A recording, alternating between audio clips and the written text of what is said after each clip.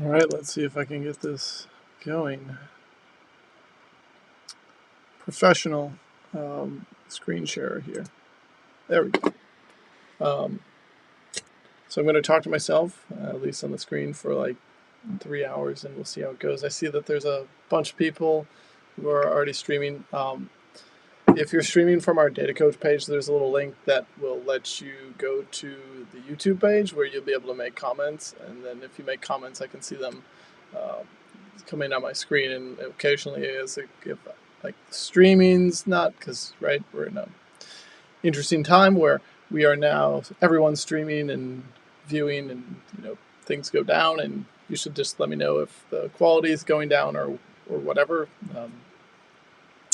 That's what I want to know. Or if you have questions as we go through, feel free to ask questions. I'll probably iterate this and say this a few more times as we go, just because people will be coming in and out, I'm sure. But I do want to let everybody know. Feel free to. Oh, hold on a second. I am streaming my own audio. There we go. How's that? Better. Okay. So we're going to cover a bunch of different topics, and I just want to start off by talking a bit about myself and why we're doing this, and why we have three. We have three options today, and if you're tuning in, you're watching the Tableau mastering calculations, and you probably know Tableau pretty well at this point, and you're just wanting to learn a few tips, or at least a couple different things that I do, and that's what this session is going to be about. We actually do this as an in-person session. So I'm from Minneapolis. I would have been smart about it. I would have made a map, and I would have showed you where we are on the map, but in the United States, right in the middle of the United States, but at the top middle in Minnesota, and we still have snow on the ground. So in case you're wondering, wherever you are, it's definitely it's not winter here, but it's definitely not. It's definitely spring is not quite here. But we're going to get started, and I want to just point out that if you're on the site, the Data Coach site, right below it sort of says there's sort of an agenda, and then there's materials. If you click on materials, you will then see a Tableau workbook that you can download, and we're going to use that to guide ourselves through this 3 hours. And in that structure, we're going to dive into that. So if you haven't already, go in there and start downloading that. I'm going to sort of fill time as people come in and out. But download that workbook first and get it open. When you go and download it from Tableau Public, you'll be able to choose whatever version on. So if you're on version like 10.3 or 18.3 or whatever, all those options are available. Download it to your version. And for the most part, what we're doing today, you won't need, we're not going to use any fancy newer techniques from Tableau. We're going to stick with, for the most part, calculations. We might, I kind of want to reserve some time at the end for table calculate, like leaving it open for questions, so that if you do have anything, feel free. We have a just in case you're wondering, there's a question: is will this be available to watch later? Absolutely. We're going to have it same location on this page for everybody to have the resources available to download, go through the workbook, and sort of do the training. But the way that we're going to pace this out, as you're downloading that workbook and getting it open, is that we're going to structure sort of each section in at least 3 parts, or have the 3 parts where there's going to be a part of where I'm just going to show you what to do, and I'm going to try to be as explicit as possible when I'm just saying, hey, I'm going to show you this first before we dive in and actually start building it. And then in the second part, we'll build it together. And once we build those things together, right? I'm just, if you're sort of falling behind, just send a message on YouTube and say, hey, can you just repeat that same step? I will stop. I will go back through it. I might not, when things come in pretty quickly on my little chat thing that I have in the corner here, but I'll do my best to go back and cover off that same content. and then the third part is, so the third part is, the workbook and the data sets are, you just need the workbook where all the data sets are already saved off in it. It's a great question. So the question was that came in, do we need to download just this workbook, or do you need data sets? We're just going to use the one data set. We'll talk about that in a second. So we've got I'm going to just tell you what to do, and then we're just going to kind of do it together real slow, and then there's going to be a third part of, we'll all do, we'll kind of just let you to go work on it on your own. I'll probably just take a little break, walk away for a second, come back again. As questions are coming up, feel free to add them in chat. It's, I'll pause for a second and try to go through them as quick as I can. So if you're tuning in, we've got people from all over the globe that are tuning in. We've got people who it's already Saturday. So if it's late night, early morning Saturday, thanks for tuning in. It's morning here where I am, and then people are also tuning in. It's their evening. So good morning, evening, afternoon, late night, all versions. What I'm going to do now is, hopefully you've downloaded that workbook. I've talked about how we're going to kind of go through the structure of things, and then let's talk about this workbook and how I've got it structured, because when you first open it, it might be a little intimidating, and I don't want that to be an issue. So I'm just going to go and I'm going to share my screen. And hopefully everybody can see it. So again, we'll talk a little bit about myself. The Tableau Zen Master. I've been using Tableau for quite a few years at this point. I think I started using it regularly back in 2010. But before that, I just remember, I tell this story to everyone, is that first time I used Tableau, I worked at the University of Minnesota, and we were assessing whether we should use a data visualization tool for reporting. And we thought, well, at least when it crossed my desk, I looked at it and I said, no, this is definitely not what we want to do. We can just do it in Excel. Let's do our, we end up using like a Proto.js, which is like a preview to D3. But a couple years later, we had to do some mapping. I was at a data scientist at the Minneapolis Public Schools, and we needed to do some mapping, and Tableau came to us, and it was like the perfect tool, and it evolved so much, and I've been using it ever since as a hobby and as the work I do every single day. So anyway, back to this workbook. We've got this workbook is broken into 4 sections, and the way that you'll be able to follow everything is that the sections of this workbook are broken out as different tabs, whether it's a dashboard or a worksheet. We've got all these different pieces. So you don't need to click through these. I'm going to click through them and sort of show what it looks like. But I'm more or less going to just say, all right, we're going to start here, and I'm going to show you some content on this tab, and then some on the next tab, and continue going through each tab. I'll occasionally stop and kind of walk through some of it, but I'll let you know what tab you need to be on and when you want to be on it. But for the most part, you can just kind of follow along on what's happening on the screen, and you don't necessarily,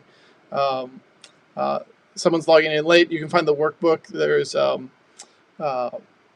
below in Data Coach, there's 2 tabs. One's like the agenda, and the other's materials. You can click on materials, and then you can click to download that workbook. So great question for those who are coming in late. I know people are going to be coming in and out all day, so thanks again for asking the question as they come in. So again, everything is structured on this workbook so that we sort of just follow step by step through it. And once again, don't just follow the screen as we're sharing. And when I really need you to be on a sheet, I'll let you know what sheet you need to be on. But we have this broken out into 4 sections. And as we sort of go through each of those sections, we'll have time for you to do work. And again, we'll have time sort of built in for practice. And, if you need to step away as well, I'm trying to do my best in this scenario as, again, I'm just talking to a screen, and we've got just a little bit of YouTube chat going on, to do my best to sort of interact as we go. But we're gonna really jump in, and I want to set up this today to be very clear that in building calculations, it's not so much about knowing. It's not so much about like knowing the calculations per se as it is understanding Tableau's order of operations, and that's what we're going to like. I want to be able to talk a little bit about and then dive deeper into it.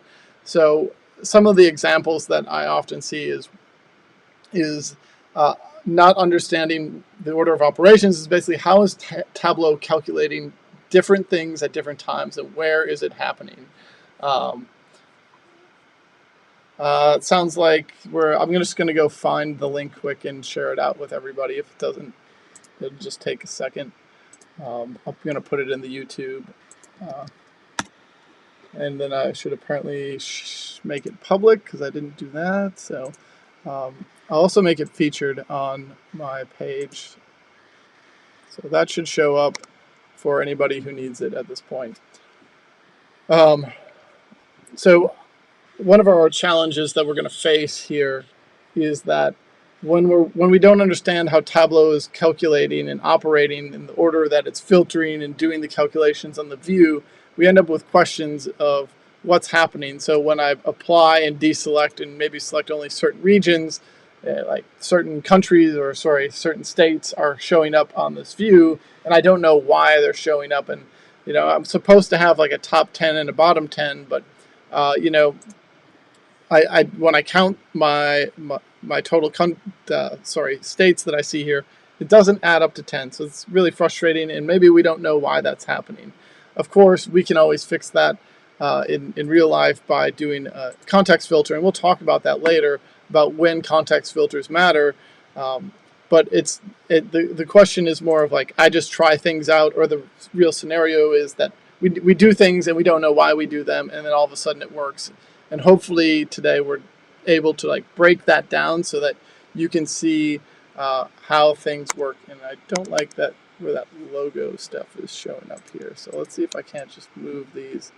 I don't know. Let's just get rid of this. This is not doing any good. There we go.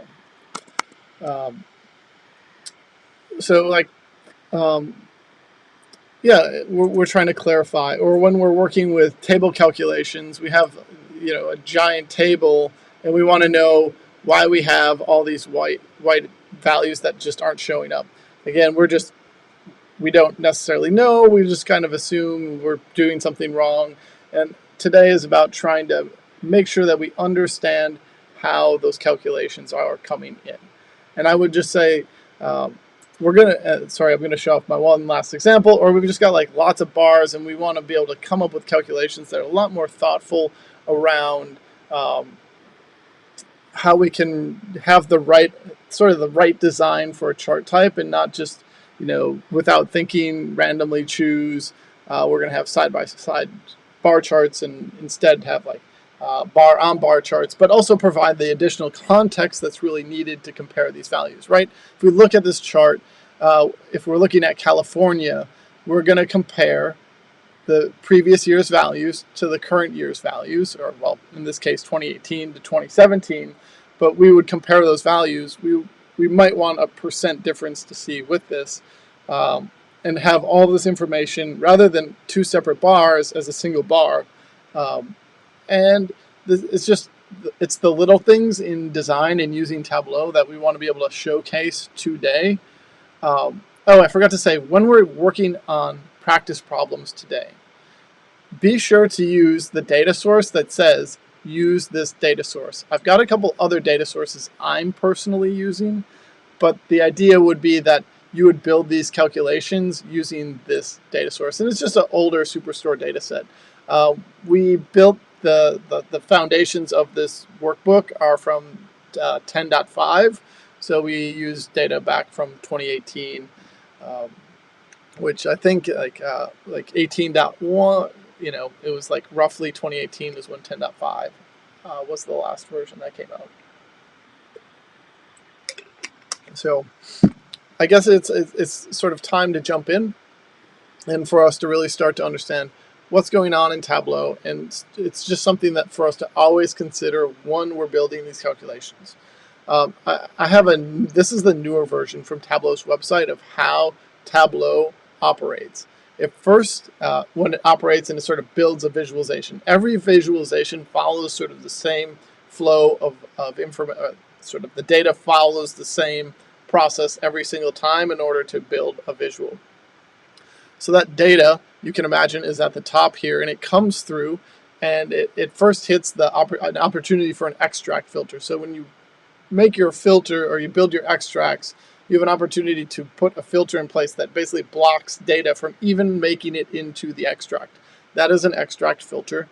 Then the next filter that's also available more or less in the same location, if you like go to data and you want to add a data source filter, which I believe is, I never use these, so we could add a data source filter here. We can add that in. It's inside the extract, but it won't make it into any of the calculations. So you can think about it as like data comes in, we have our extract made, we allow after this filter whatever data to make it to the actual visualizations. And then we have this thing called a context filter, which is, I wouldn't say it's a newer feature, but relative to the older standards of Tableau, a context filter is a filter that really, they used to say, is a filter that happens before all other filters on a visualization, but really it's a filter that happens before any of the processes that are going to happen. So any of the processes that actually build the visualization, whether it's a set, whether it's a LOD, whether it's a table calculation, you name it, this context filters happen before the processing of the data itself on the view. And then we have our dimension filters that are standard dimension filter, right? So we start building our view after the context filter where LODs will start to get calculated, our top ends start to get calculated, conditional filters, sets, and then our dimension filters hit. And then after that, our dimension filters, we might select some values, and then after we select some values, our include, exclude LODs, which we're going to talk about today so that everybody understands how they operate and sort of have a common understanding of the way that at least I think about using them. 99% of the time I'm only using a fixed LOD, but I do have use cases for include and less so on exclude. I almost rarely use exclude, but I'll try to come up with one as we walk through this today. And then then we got our measure filter. So this is our actual measures that we put on our view, and there's usually these are in aggregate form. So you might have a sum or an average that you're then having a sliding filter available on. And then after that, forecast, table calculations, clusters, totals are all happening. And then finally, if you use a table calculation as a filter, which I do quite often now, then after that, it's really almost the last step, but finally you have trend lines and reference lines that are created as a result of all these things happening. So once data comes in, this is how it's rendering that view. And I think it's always really good to think about as you're starting to set things up of how your calculations are going to work. So if you think about it, like if we were to make an LOD calculation and then turn that LOD into a filter, it's going to obviously occur before a table calculation. Or if we're creating a calculation with a filter built inside of it, we have, sorry, I'm just reading a message about the Ultrix webinar. I'm just going to message Nick. If you're just reaching out from the Ultrix webinar, I'm just going to chat with Nick real quick and get him on the same page. If you don't mind, it'll take me just a second.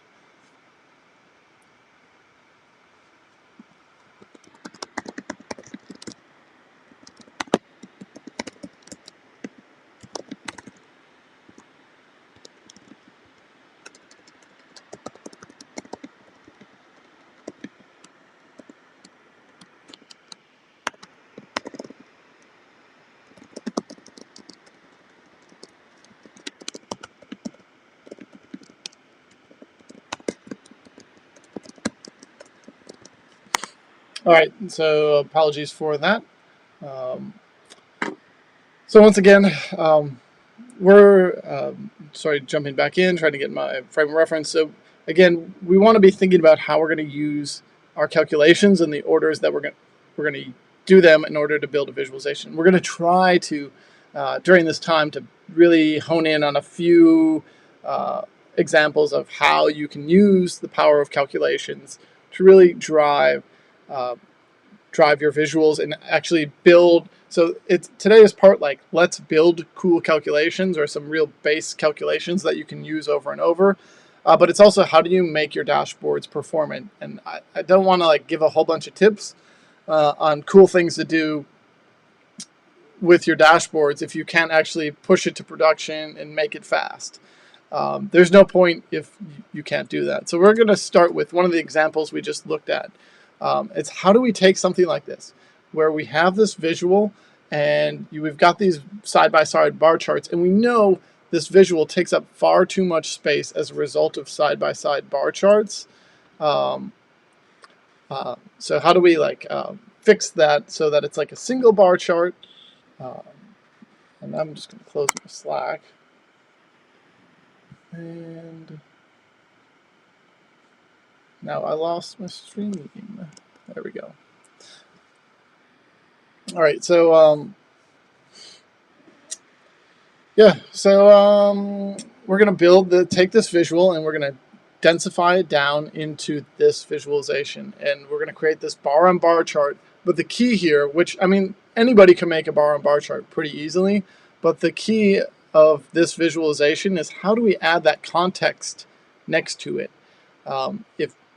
We've got to really be able to create that calculation that has the difference. And I think hopefully when we're talking about calculations here, this comes through on how to build this. And if you've done this one before, that's great, but we've got to have a starting point for today, and there's lots of different skill and abilities out there. So if you know what you're doing, you can probably get started on this problem, but we're going to walk through this one together. And we're going to go to, if you're joining in, we're going to go to the tab that says Start Here, Filter in Calculation.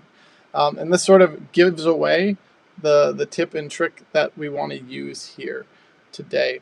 I'm going to show you the way that I always build my visualizations is that I don't want to, like, in general, I don't put anything on filters unless I'm going to have that filter available for an end user on my visualization, or I'm going to have that filter as a table calc filter.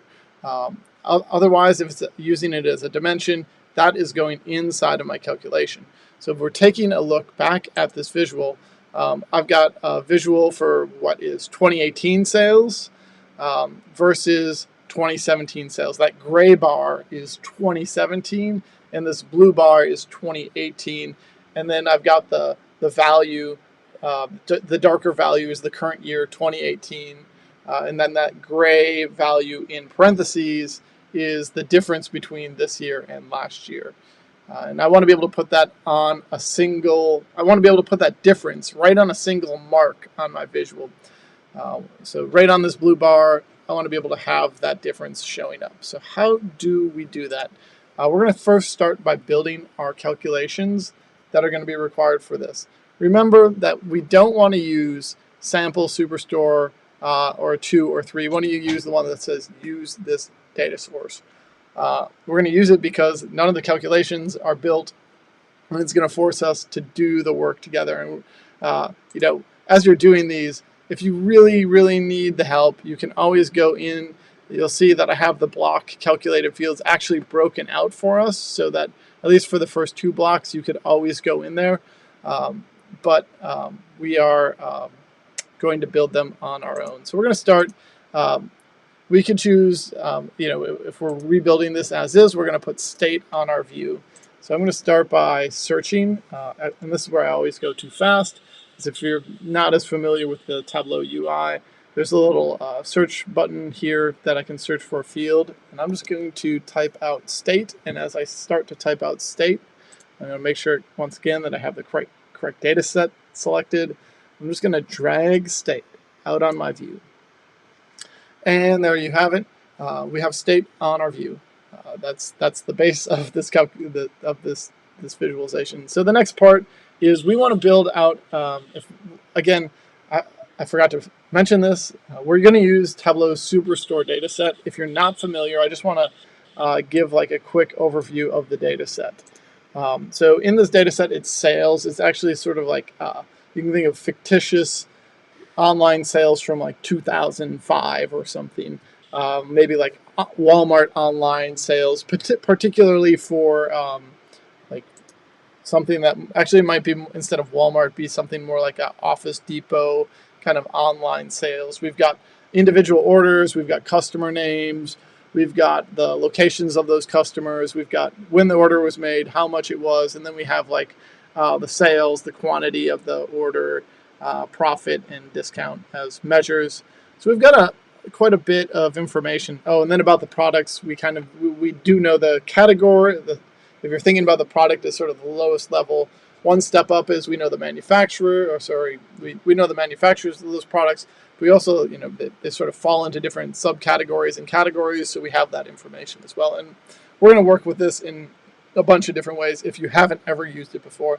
And if you're, I know this happens if you're in nonprofit and don't work with finance data, we're going to try to do our best by using count distinctive things going forward and not always just use sales. But in this example, we're going to start with sales just because it's going to take one step out of the work that we have to do going forward. Just one tiny step. But if you take a look, I think the next example that you're going to work on is going to require you to do count distinctive customers.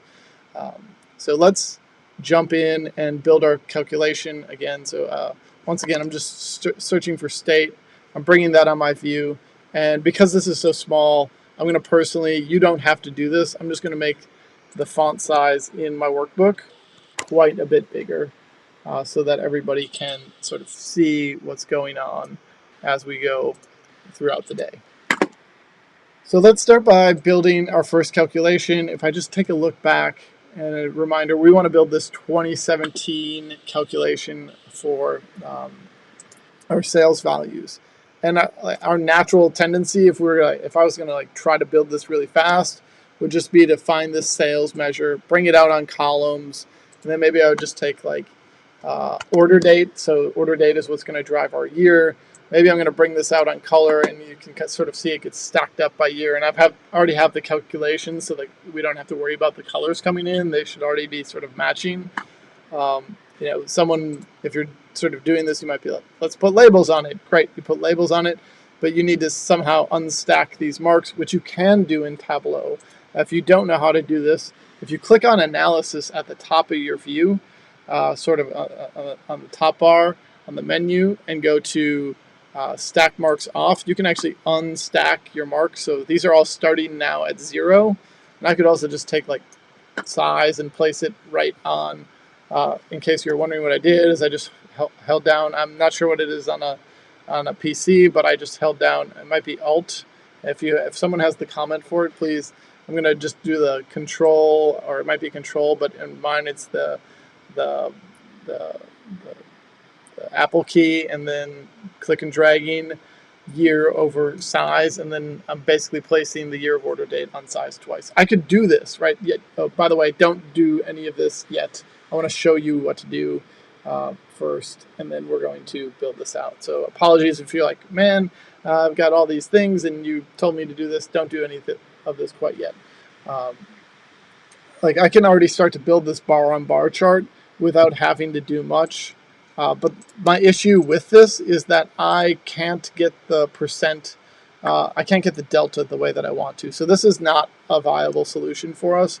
What we need to do, and I'm just Control-Z back to right where we were to begin with, is we need to build this calculation where we just have a certain year in our data set, in our calculation. So I'm just going to go click on this drop down. And there's many ways to create calculated fields, but this is how I'm going to create all of my new calculations today. I'm just going to click the drop down and then go to create calculated field, and let's build out this calculation. So I'm just going to say, we just basically want to say if a year is 2017, then return our sales. And I'm going to use the if function. I always am using the if function to build in my filters to whatever my value is. So if the year of order date, and I'm just checking messages, if the year of order date is equal to 2017, then,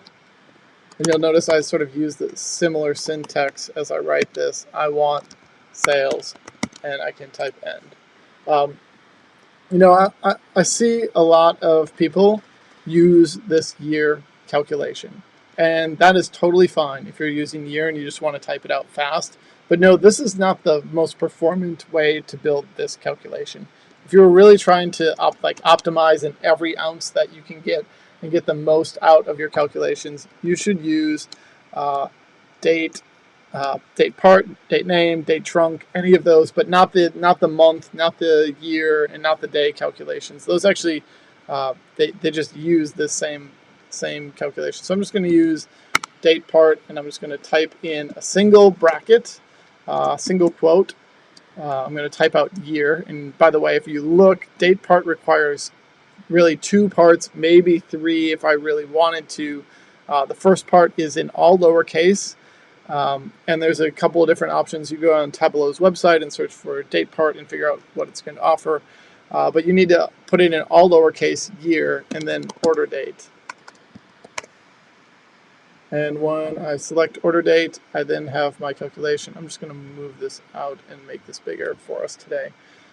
So I have my calculation. This is going to return sales for 2017. The way I name my calculations, you'll start to notice right away, is I always put whatever the base field or the base measure is, and then I'll use a bar. So in statistics, this would mean conditional on. So I'm just going to say conditional on 2017. So it's sales for 2017. That's just how I do it. If you have a different type of naming convention, feel free. If you haven't created this calculation, this is definitely one that you're going to want to create. Again, if I'm gonna create the 2018 one to go with it, but they should be. Yeah, great question. I just had a question come in that said, can you explain the difference between date part, year, month, etc.? So date part, when we use this, is going to return. If we look at the formal it's always good to look at the formal definition of this, right? But this is going to return a specific part of the year, and it's going to return it not as just like text, but an actual integer value. You're going to hear some chatting in the background. We're all under quarantine, so I got a daughter and my wife's downstairs helping out. Did my turn this morning in order to take this extra time. But you'll see we have an integer here. If I type out month, this is going to return the integer of a particular month. So maybe it'll make sense if I just do this. I'm gonna hit apply here for a second. And what I'm going to do is I got to move my comments into a different spot so that I can add a new sheet.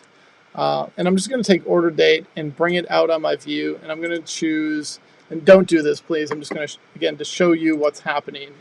I'm going to choose discrete. And you'll see all the discrete values coming in. And if I were to build out, I'm going to build out an ad hoc calculation. So I'm just going to take and copy this little bit. And I'm going to double click up here. I'm just going to type out into there date part month. What you'll notice, sorry, I didn't want to put that there. I wanted to put this on label. And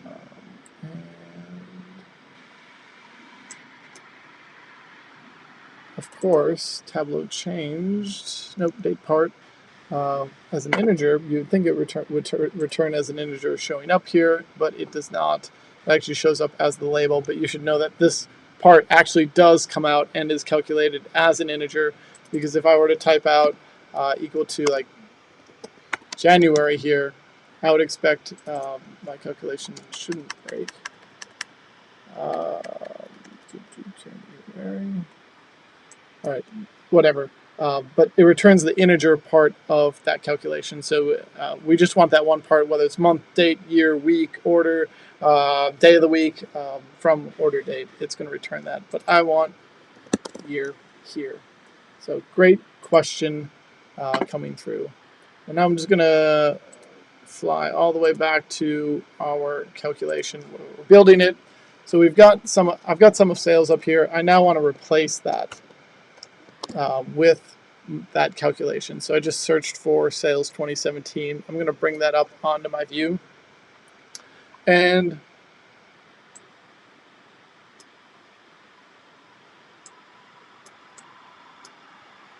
I'm going to bring that up on my view. So let's build the 2018 calculation. That's going to be really easy to build. I'm just going to click, and then I'm going to duplicate, right-click and duplicate this calculation. So I've got sales 2017. I'm going to copy it, and then I can right-click on it again and edit that calculation. And I'm just going to change this to 2018.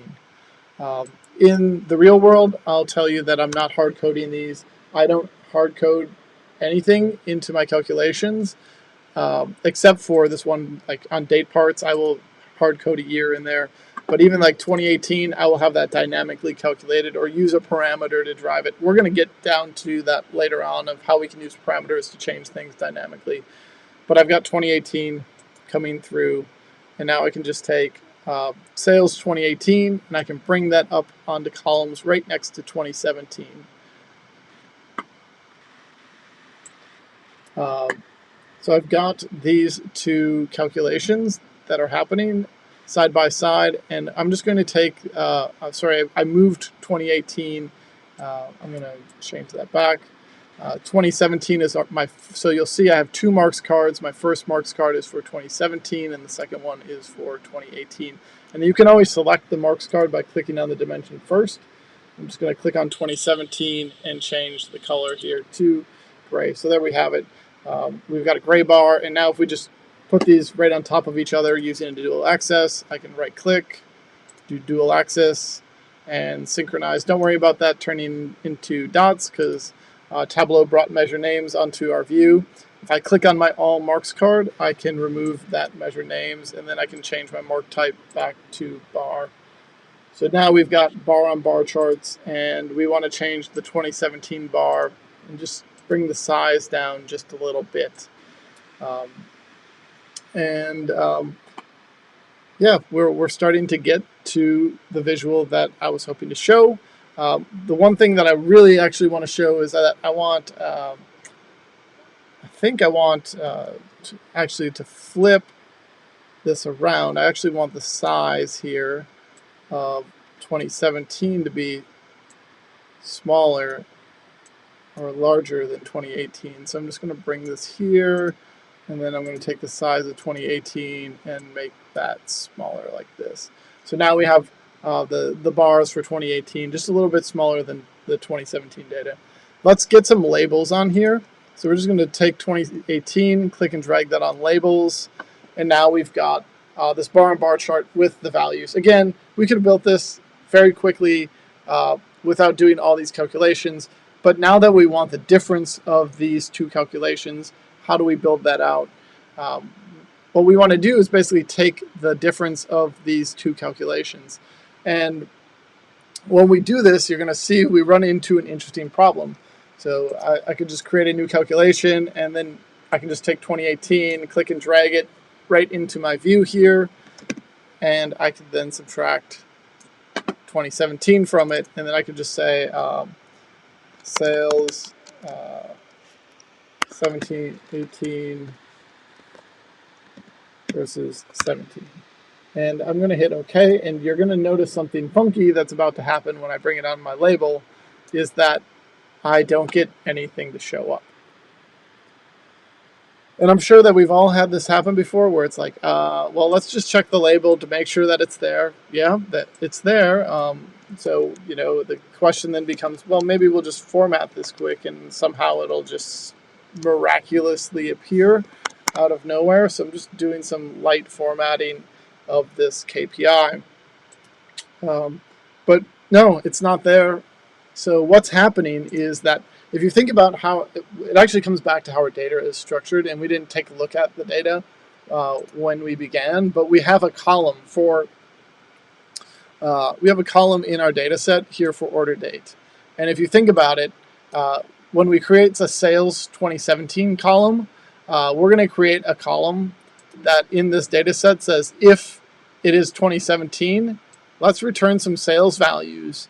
And then we basically forced, I totally skipped over this, but when we didn't put an else statement in our if statement, we're saying those are null values. So we create a column where we have values for 2017, and then we create a second column where let's pretend 16 here is 18, but we create a second column for 2018. So we have no, one column for 2017 is only going to have 2017 data, and you can't subtract null values from 2017 data and 2018 data. So what we need to do is we need to make sure that we use an aggregate inside of this calculation. And I generally avoid, however possible, putting an aggregate inside of a calculation until it's absolutely necessary. But for us in this case, we absolutely need this aggregation.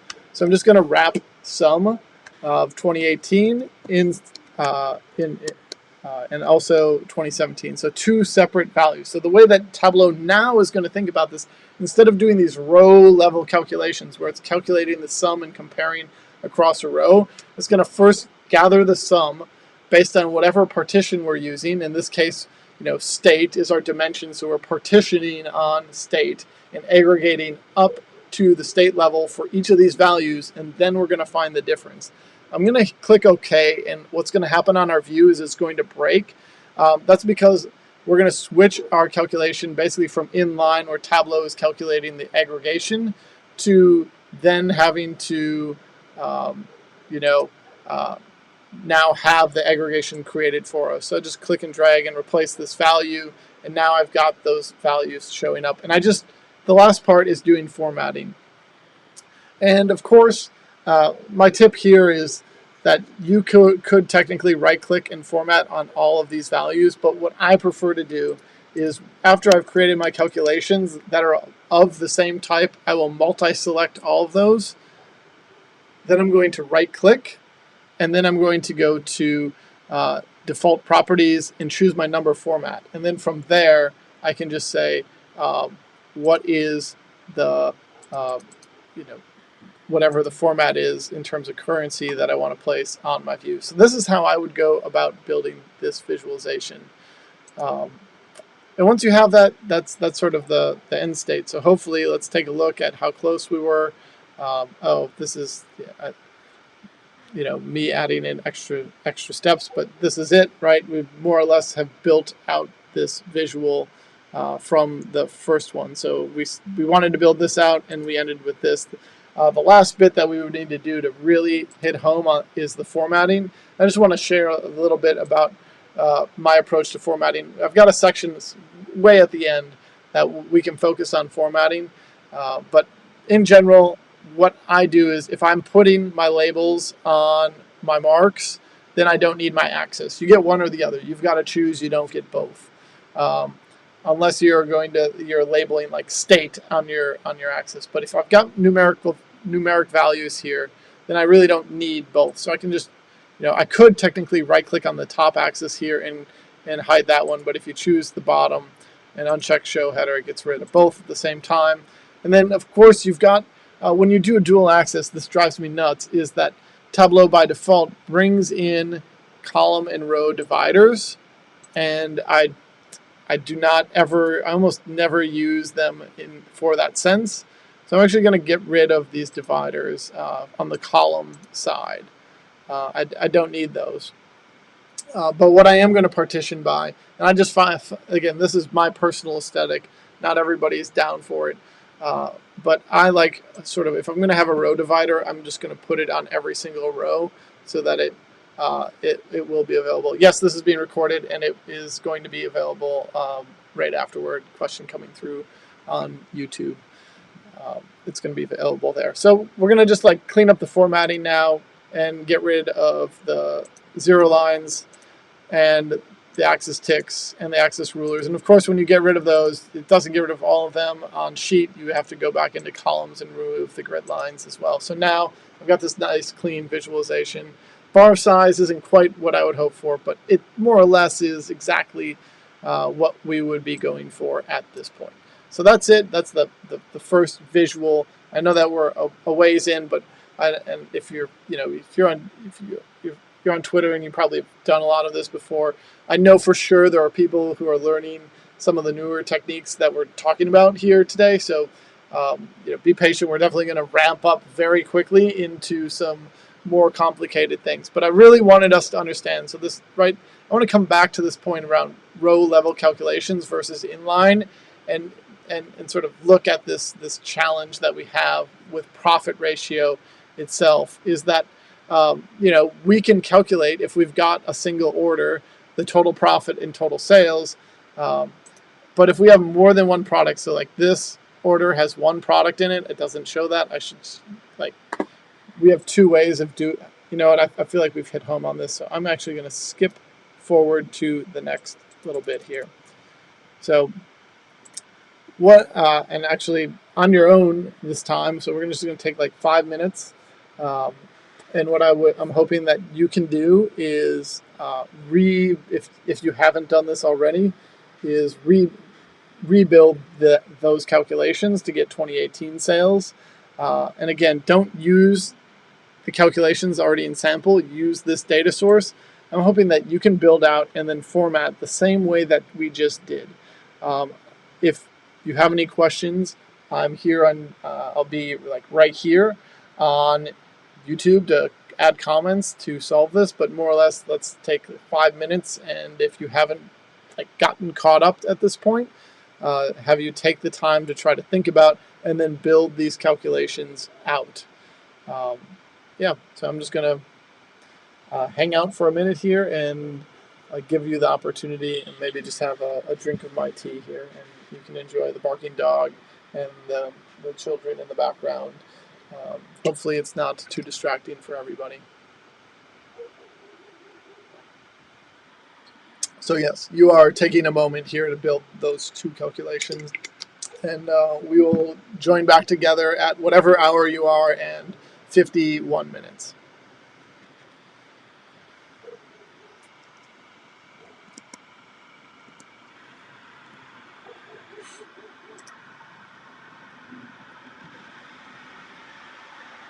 Oh, and I will switch screens here so that you can maybe see the calculations one more time.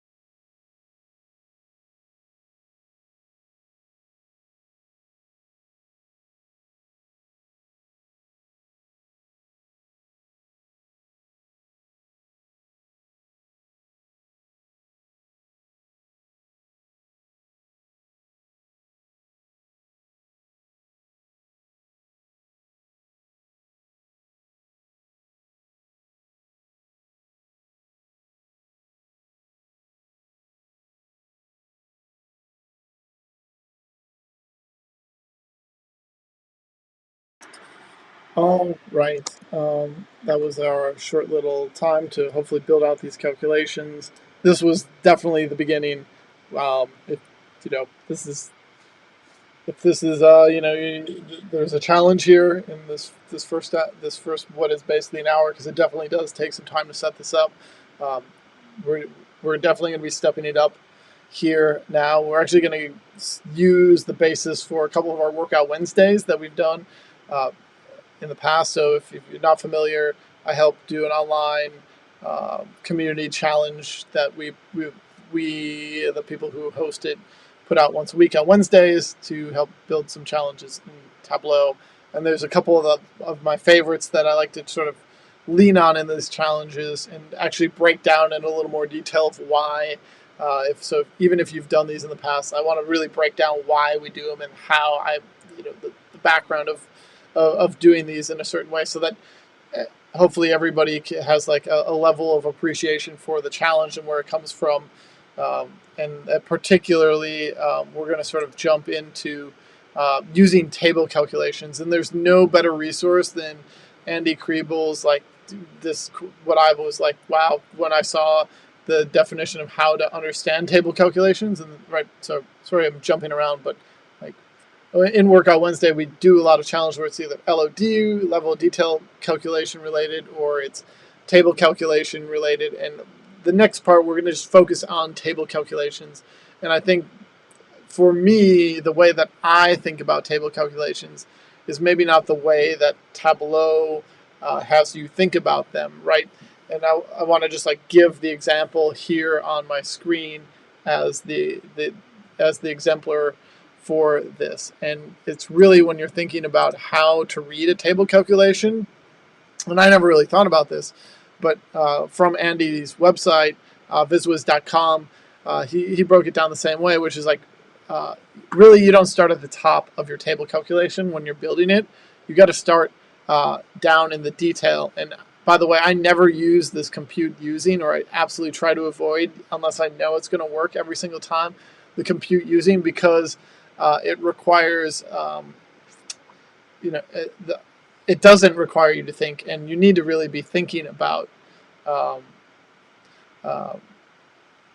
how these calculations are working. So a really great question is, someone asked how to begin participating in Workout Wednesday. Is the top thing you can do is go in and refer to some exactly how the question was sort of asked is, how do you begin? Well, really what we do is we just post a challenge with a few steps. We don't really have the step-by-step. Well, this year's new. We do step-by-step on Fridays where we share that out, or Friday, Saturday, Sunday, somewhere in that range. But we'll post out the solutions. Plus the community really, and we do intend this, is like we want the community to be able to post before us, so they've got a bunch of the week to start posting solutions. And anybody who's participating in Workout Wednesday often has the solutions available. The best way you can participate is certainly going in and checking those out. We've been not doing a great job of having a beginner's list, but there is some analytics that you can like dive into to see which ones are more difficult and less difficult that are in a Tableau workbook, and you can just sort based on the difficulty and sort of select some of the the less difficult ones that are definitely going to be designed for beginners. But we make a concerted effort that we're not just creating like the hardest challenges every single week. Yes, this is being recorded, and it will be available. So these challenges are, certainly of all different types, and we are trying to make as much thought about that as possible. But back to the table calculations is, we want to use these calculations. We have to really be able to think about them and not just select from the compute using. So with Andy's setup here is like, you have to think is actually for everything that's unchecked. So in this case, if we've got our example here on the right, for every quarter, so every quarter in our data set, which is sort of on columns on our view, what we want to do is get the percent of total. So we're really actually getting the total all the way down our visual here. So let's actually partition by the thing that's unchecked. I always think about it as, right, I almost like think of these as, what's a dimension that we're doing our calculation on, and our dimension on this view is actually the unchecked thing. So we are going to, for every quarter, calculate, and go back to the top here, the percent of total by category and segment. So that's exactly what's happening here. So for every quarter, we're getting the percent of total, which is adding up to 100% for category and segment. And it's the way that my mind works is that I would almost think that I want to check the dimensions that I want to partition on rather than unchecking those values. Again, that's how my mind is sort of thinking about this. So that when we go to our visualization and we start thinking about how can we, let's see where I can put this. So how can we start working with those table calculations? When I go and I right click, and you don't have to do this right now because I've got some open challenges for everybody to sort of practice on the next tab. But again, how do you go in and create that quick table calculation? So there is a question of from Chris, which is, does the order of number 3 matter? And the answer is yes, it does, but only when you're layering marks on top of each other, like on a scatter plot. But for the most part, like on a table, you're never going to run, or like a set of bar charts, it isn't going to matter. But it will matter when you start talking about it's helping order the marks in terms of the table calculation itself. So that's a really good question on does it matter? So but that's like less than 1% of the time that I'm working in that scenario. I feel like this last couple of weeks, and I've gotten the opportunity to, for better or for worse, work with some of the more complicated data that could exist that we have to discuss in current time, and had to do some very interesting table calculations, and in none of those have I had to consider the order, but it does matter.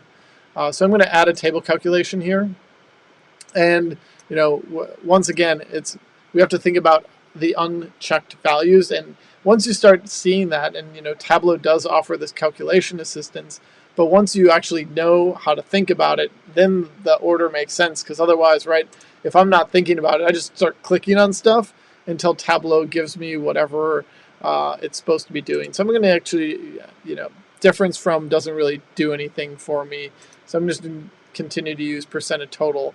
So right, if like all of a sudden I now know that I'm partitioning this by category, and every single one of these by category is then going to sum up to a total of 100%. It makes it a lot clearer to me. Even though I know like this yellow has always been here, I don't really, up until knowing this, I didn't really get what it meant until I could actually break down and see what's going on. So if I wanted to get like the percent of total by a segment and by quarter, I can get the segment and quarter to add up to 100%. By category and by quarter, I can do that. Or if I wanted, like right on this view, rather than having this whole group that's by quarter and by category adding up to 100%, maybe for whatever reason I want to do something that looks at if I was just looking at furniture and I would want to see like what's the share of the market by furniture, I could then select that. And again, we have a lot of different ways that you can work with these calculations once you know what's going on with these. So our next tab is one for everybody, and it's a real simple challenge for everyone. So if you go to your turn, table calculations, is to turn this calculation and just make sure that you can get for every, and I think what we'll just do is do this one together. But I'm going to give you a head start. What I want to be able to do is show the unique rank of sales. So we're going to use the unique rank calculation and show sales for every region. You can sort of see the language. For every region and quarter, show me the rank of sales, and then by month and category. So if you haven't started already, just quickly do this one. I'm going to give you like a 30-second head start, and then I'm going to hop in and finish it up.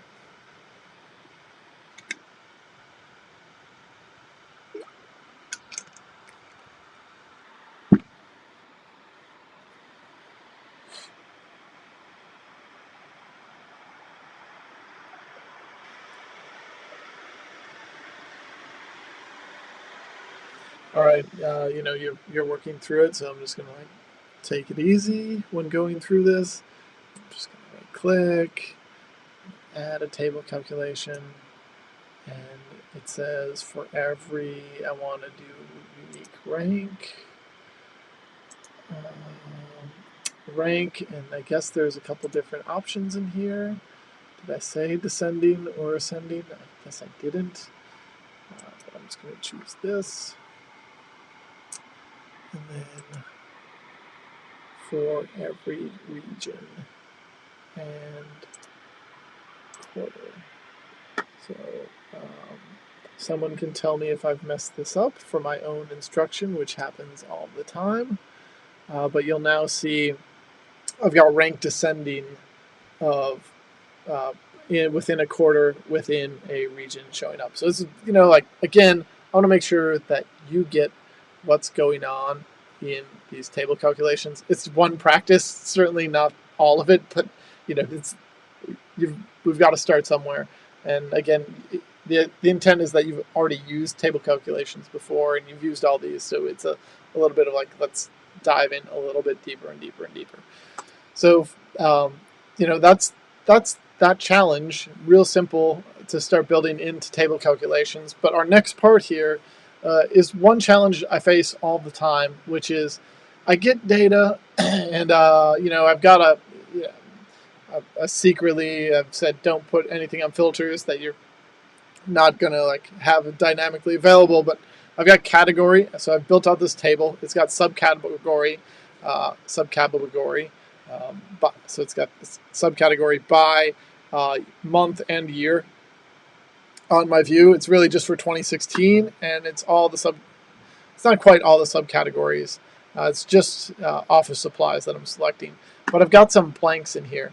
And if, you know, when I'm building reports, if there's one thing that that I know drives stakeholders crazy is when they just have, especially in Tableau, is when we have these blank values in here. There's actually a couple ways to get around this. So right, based on this visual, there's just no data that's coming through in those locations. They're not necessarily null values. There's just no values showing up. So it's not like we have a null that's filling that in. So the question is, how can you fill the, like the challenge is, not the question, is how do you fill that in with zeros? And for me, there's really one way.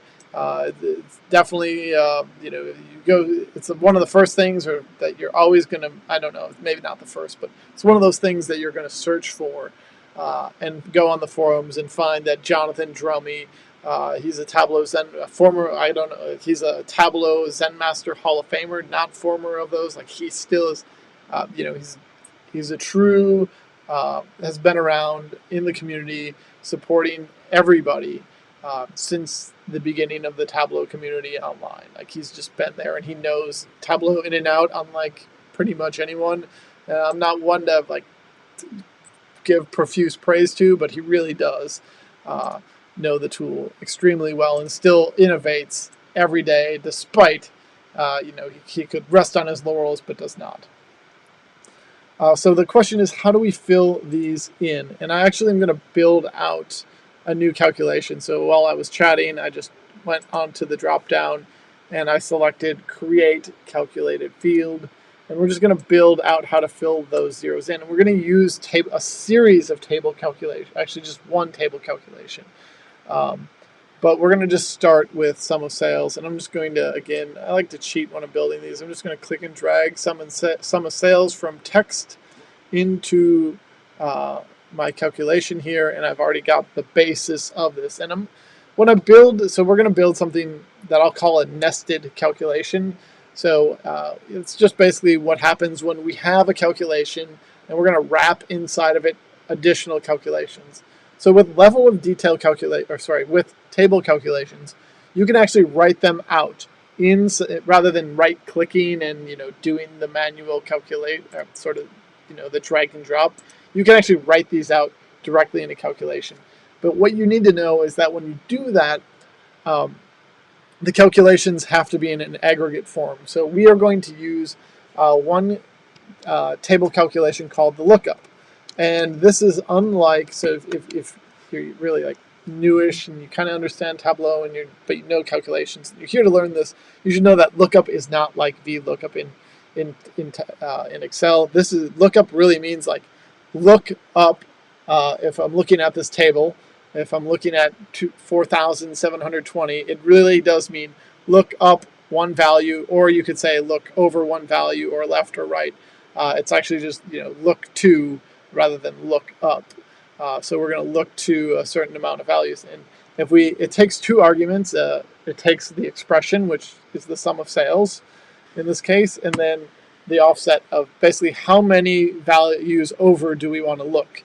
If we type in 0, it's going to look up 0 values, so it's going to look at itself. So $138 here is going to look at 138.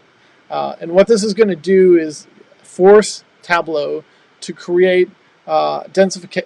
I don't want to get into it too much, but it's basically going to add additional marks to our view to really be able to fill in some of the blanks. If you have a null value here, though, it's still going to be null.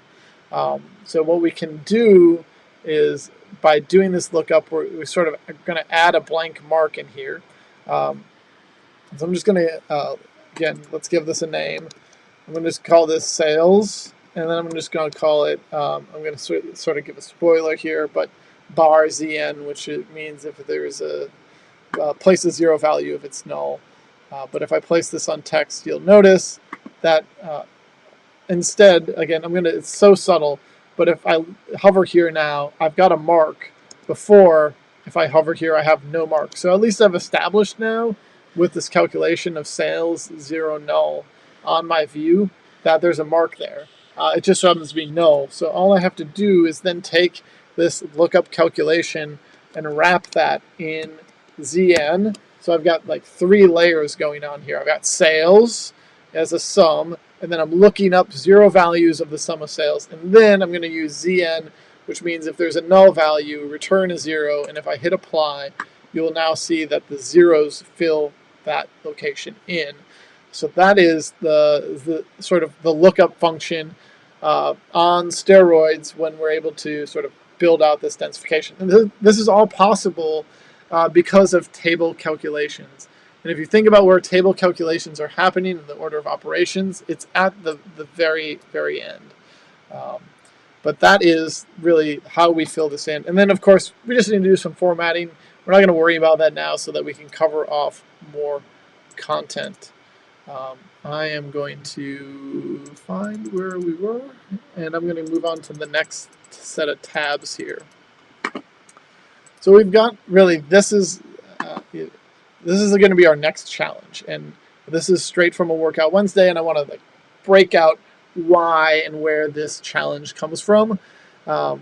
In the challenge itself, and I could go, let me just go, if I've been really smart, I would actually put this as the very end so that you could see what we're building to. We got lots of steps in here to get to it, but I think we're building this chart. And it's really a rolling last 12 months of data. So if you're thinking about this, let me make some space so you can actually see what's going on. And a little bit more space so we can read it. But what I'm showing here, I'm just trying to, this is not exactly how I would format it, but once again, we're just trying to accommodate to a larger screen size. But what I want to be able to show is the last 12 months of data that are coming in at any time. This is happening in real life. And I want to always just show, not just that, but I want to show it in this data set. It comes in at the day level, but not every organization is reporting at the most recent day. More often than not, the reports are being passed off for the previous month. So in this example that you'll see that I've got here is it's June 16th, 2018. Let's just pretend it's that day. But really, we're still just generating reports for the previous month. And how do we automate that process of being able to have a report for the previous 12 months show up, but also give year-over-year percentages and month-over-month percentages as comparables in the visualization. And by the way, these percentages are the percent of sales that are just for consumers. So you can sort of see I've left it here as a hint, but like what percent of sales for furniture are consumer sales? Well, in August 2017, that was roughly 30%. We're working towards this. It's not going to come right away, but we will definitely get there. The question is, so I did have a question that came in around zero null for bar charts. Yes, it will work for bar charts too. It's a nice little trick to kind of get away with it with any sort of mark type. There is a little bit of a challenge though with using these and being able to. There's a couple more steps that actually I'll reach out because like we can go down a rabbit hole of how to also show those hidden values that aren't showing up, right? Because if you filter it out, this actually will solve this problem if you build the filter inside of a calculation. But yes, the short answer is yes, but there's a little bit more nuance to building it out to make it work. So back to where we were. It would be nice to be able to like put that we're headed there. We are headed there. All right, so here's our visual that we're going to create. You can see I've got percent of sales that are broken out.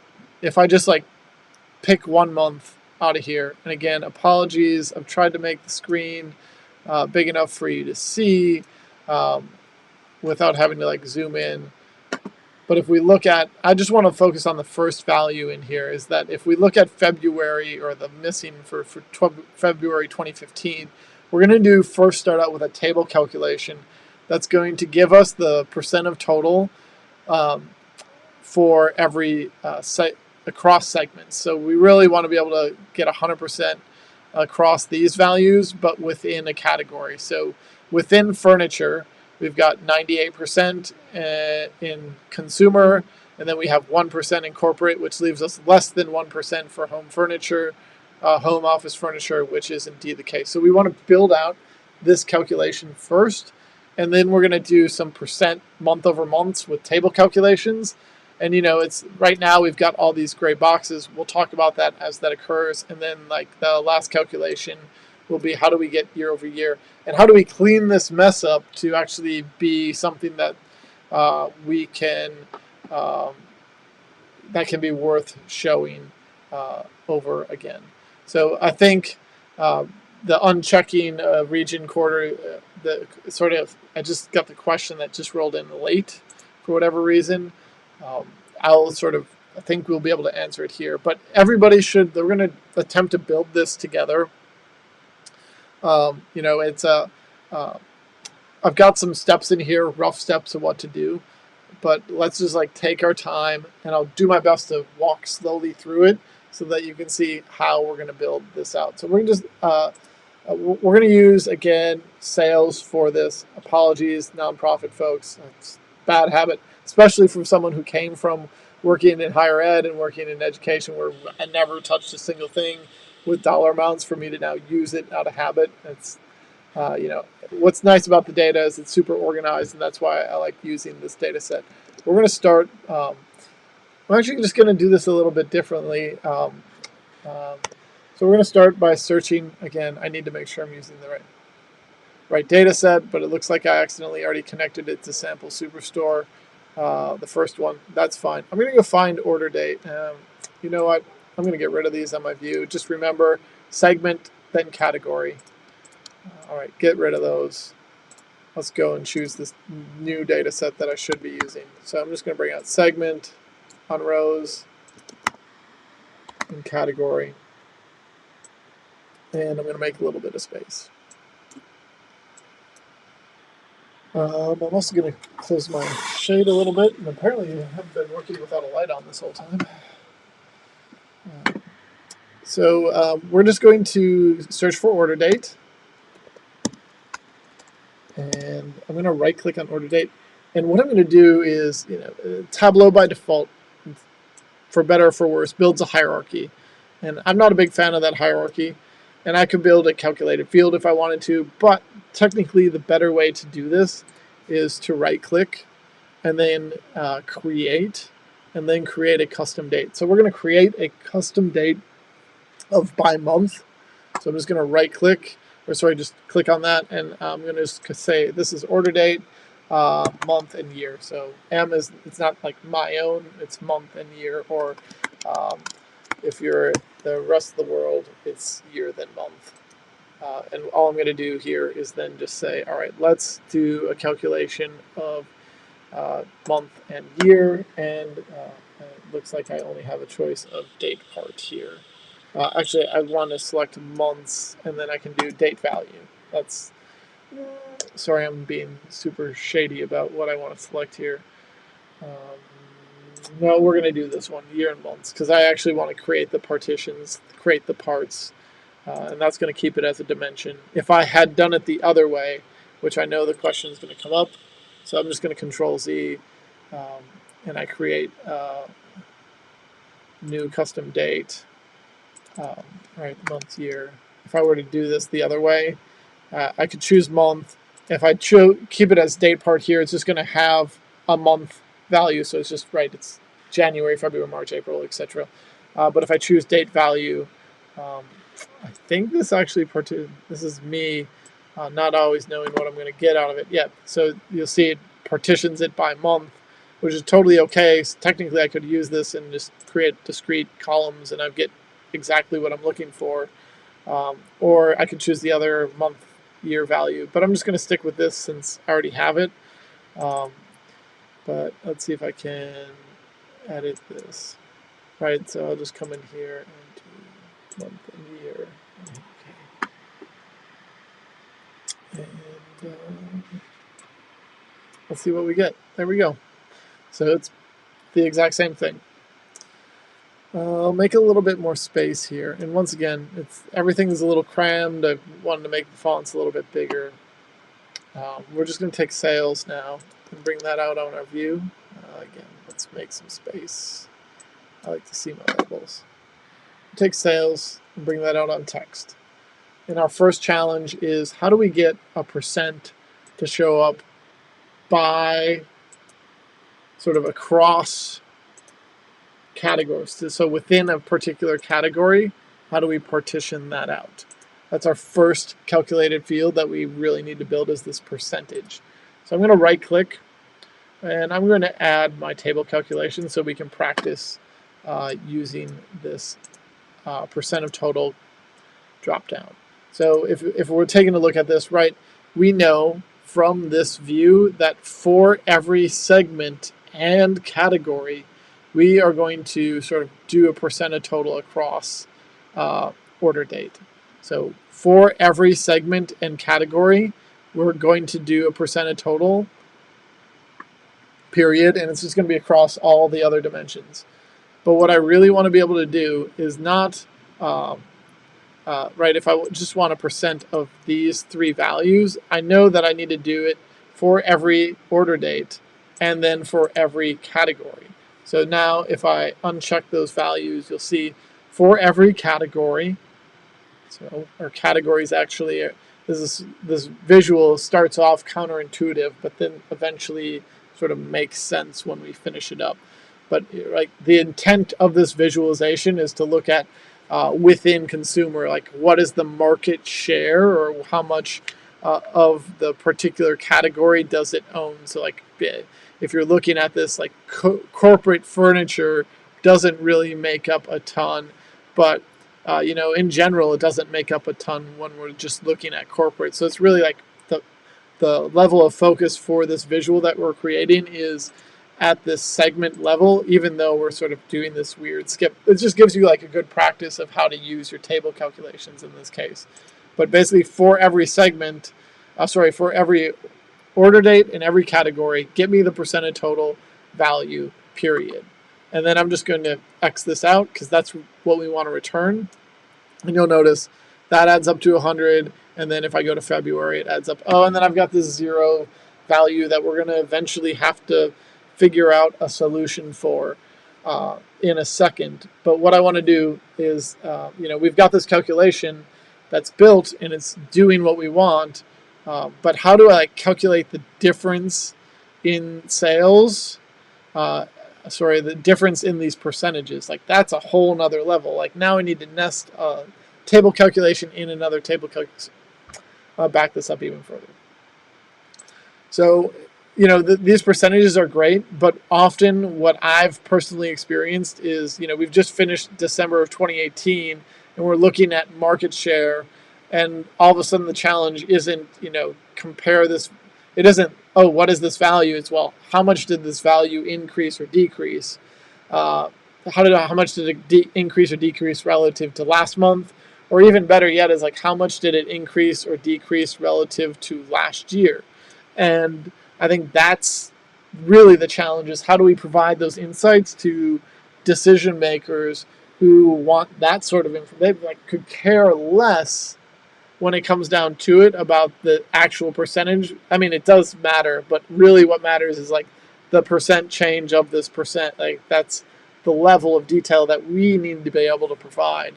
And that's where the challenge of working with table calculations comes in, right? So, like, we've got to be able to take it, slow it down, and do step by step of what we really need. And what's great about table calculations is, like, I'm not afraid to admit that I still, like, right click and build my table calculations from here to start. But then what's nice about table calculations is that you can nest that. You don't really want to try to nest them too far, because actually table calculations are not very performant when it comes to Tableau Server. But you can save them off, and you can do dynamic things that weren't necessarily possible from the get-go. So I'm just going to click and drag sum of sales over on dimensions, and what you'll notice is I now have calculation 1 automatically built. I was hoping, because I was searching, that wouldn't just automatically turn to that, but I can actually save off that calculation. I'll do it again. I'll just got to Control Z and come back here. So again, once you've created any calculation, whether you're doing it inline where you double click and actually type in a calculation, or as a table calculation, you can just click and drag that value over, save it off, and then this is just percent of sales is what we'll call it. I've got this table calculation. Now, how am I going to be able to do a delta of this percentage value? That's a real challenge that we have to face. There's no, if I go in and edit this, there's no, like, how do I add another layer of table calculations on top of that? That's where us saving off this calculation is going to make it a lot easier to work with. And I sort of alluded to how the solution earlier, not even alluded to, at least enabled us a little bit with that lookup function. So the way that we can think about this is we can just, if we want to find the percent difference of these, or even just the difference, like, honestly, doing a percent difference of a percent doesn't it's not totally useful. So we'll just find the difference of those percentages here. Again, not too worried about the percent difference. So we're going to create a new calculated field, and we're going to find the difference between the two. And we've just got percent of sales. Let's click and drag that out on our view, and then that obviously, if I would save this and put this on our view, it would be the exact same value. But if I wanted to say find the previous value, I could just say lookup of the percent of sales, and I could just type in -1, and I could look back one value. And I just would have to set up my table calculation here to do so. I would want to be safe with my calculation and say that if somehow I had 0% here, that I would show some sort of null. If that's a null value, right? I want to make sure it returns as 0. So I'm just going to wrap that back in 0 null. So we're doing lookup and 0 null, basically the same setup we did earlier. And in fact, if I want to be really safe about this, I could just take this and instead of just having that base calculation for the first one, I could look up that value and make sure that I also return a 0 with that same percent of sales. So we're just going to say this is percent of sales, and then I'm going to say 1. It's really not month though, because it's like it is technically 1 month back on this visualization, but if I were to place this on any visual, it's looking back one value. So I'm just going to say back one value.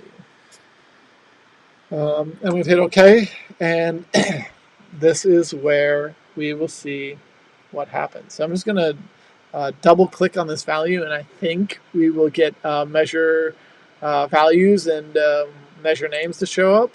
Sure enough, so we've got measure values showing up and measure names. However, if you look, like my table calculation isn't working at all. That's not anything to panic about.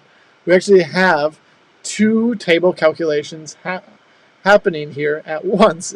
And I know that's like, there should be a moment of panic when you think about it, is that, right, there's a table calculation happening in percent of sales, which is for, like, give me for every month and every category, in every category, give me the percent of sales.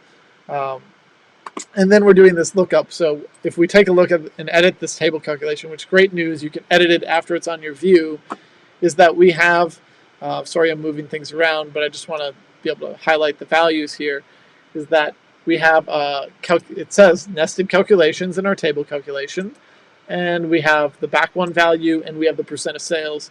And we know that because of the way we save this off and our view is static, it's always going to have segments selected for us, so that part of it is broken out correctly. But it's this back one value that isn't providing us with what we were hoping to do. And I'm actually just going to move measure names. I just noticed that I actually want to put it here, and it turns out that our calculation, while we were panicking for a second, by moving measure names, it's going to sort of show these values one below the other. And now if I go back in here though, and I just want to edit this back one value, mark, I can say specific dimensions, but here's the thing about it, is that I actually table across the way that it was selected in this case is exactly what I was hoping to see from it. So I can just keep this by selecting specific dimensions and leave it as is. And it's providing me with all the values I want. And you'll notice the one interesting thing though is this first value is actually probably not a value we would want to show on our visual, because the percent difference here isn't actually subtracting via 0. It's a null value, right? So because we had a null value that it's trying to look up at, we said give it a 0 value, which is, it's wrong. It's not the right value that should be coming in here. That actually should be a blank value. So if we wanted to, we could come in here and we could play with fire a little bit and try to edit our calculation, but we're not going to do that because we've got bigger fish to fry. But that's our first part, like, right? We've now got this value, which is it's not a percent difference, but it's the difference of those percentage values. And it's not 17%, but it's 17 percentage points. So what I might do is maybe I'll just edit this calculation. This is something you don't have to do this, but I'm just going to wrap all this in parentheses and then multiply it by 100. And I'm going to hit OK. And now you'll see it's like 17.1. And it's just really the percentage points. And, let's format that too. So fair warning, like when I do these presentations, I kind of like ad-lib and make stuff up as we go here. So this is definitely off script, building this out. But you know what? This is the challenges that we face when we come up to them. So I'm just going to right click on back one value, and I'm going to format this out. It's not a percentage, so But what I want to do is, I don't honestly care about the decimal points here. Like, it's just, significant figures or whatnot of this is that we don't need the decimal. So I'm just going to do some number formatting. I'm going to keep it as a number because it's definitely not a percentage. And then I'm just going to type out PP for like percentage point. I don't know if that's actually a thing, but I'm just going to type it out.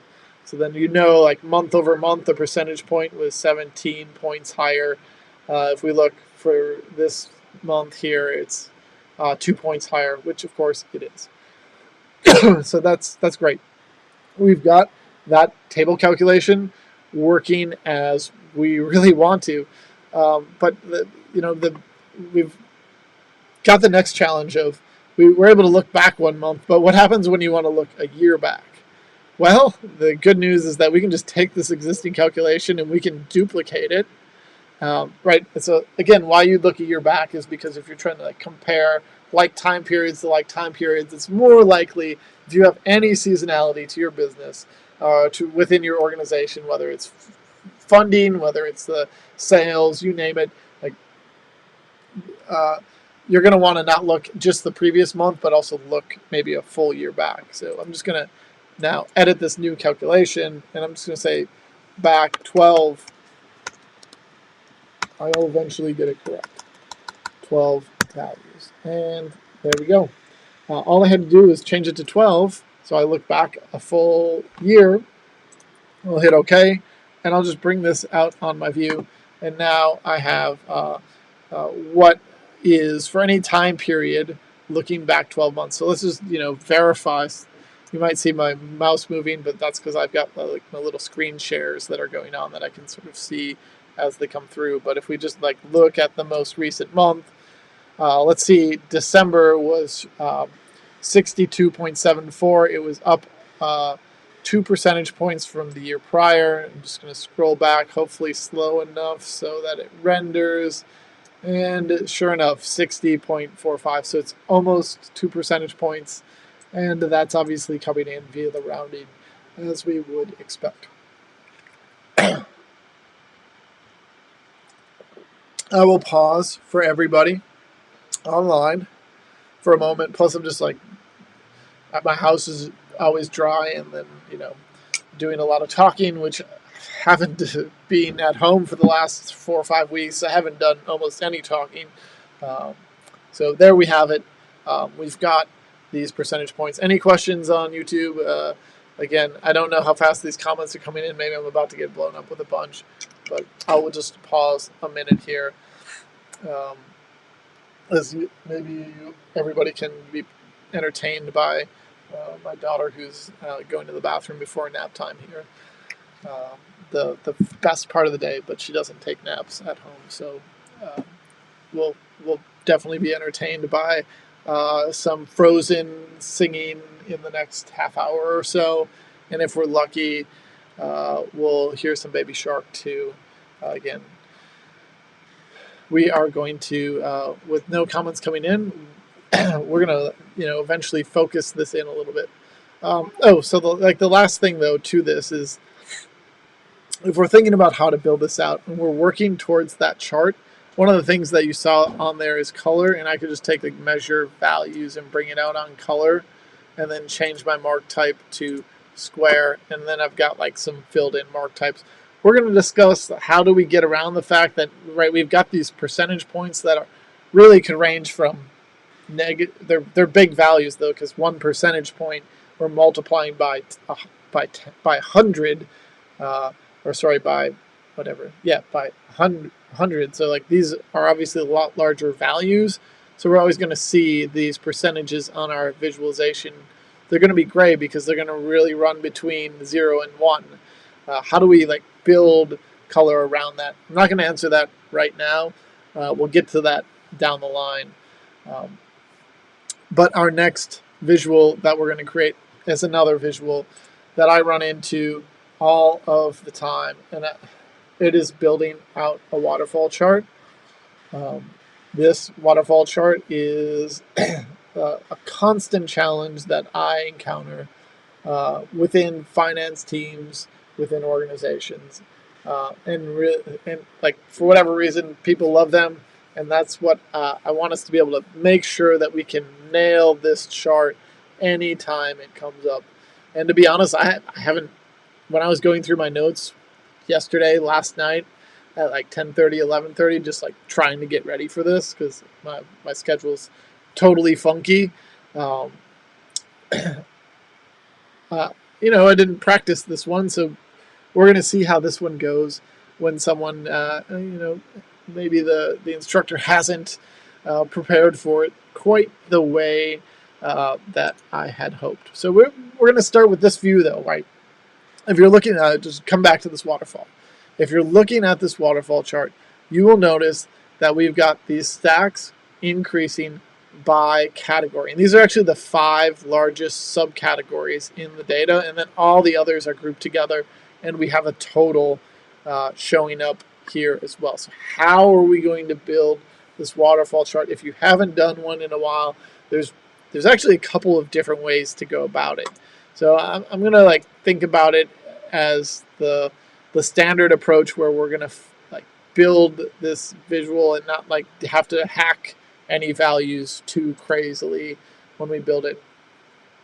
And we're using sales here, but you know what might be a little bit more fun is if we totally switched it up, and built this out with profit. So if you've got a second, we're going to build this together.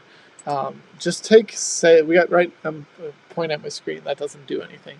We've got sales on rows. Let's take that and we'll just take profit, and we're going to replace it. And we're going to use profit on this challenge, but we're going to sort these by sales, if that makes sense. So copiers have, if you can't read this, let's just rotate this. Copiers have the most sales, so that's going to be the first column, and then phones are going to be the next one, and this is profit, but the biggest sales values are going to be the 3 categories that are subcategory, 5 subcategories we want, and then the rest are going to be together from a profit side.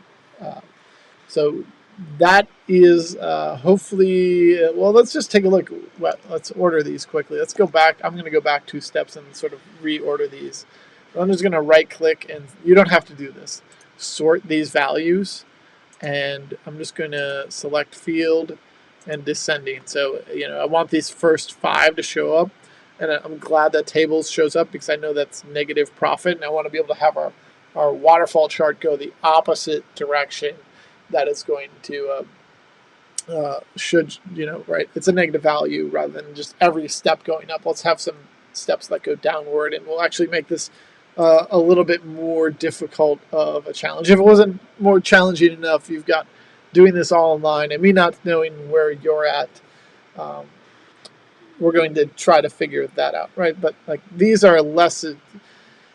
Want to focus, right? If the mindset of business is let's focus on the highest value things, the things with the most numbers, or the widgets or sales, and those are going to be up here, and we're going to just group the rest together, and those are kind of an afterthought, and that's how we're going to treat this chart, is all these extra values are an afterthought. So anyway, let's put profit back out on our view, and we are going to continue to keep our sort that way, the way that I did it. So this happens a lot, and your sorts are very key to your table calculations. Sorting matters. It puts the order of your view. If you're having anything do a running total, your sorts actually are the thing that will make a difference in your table calculations.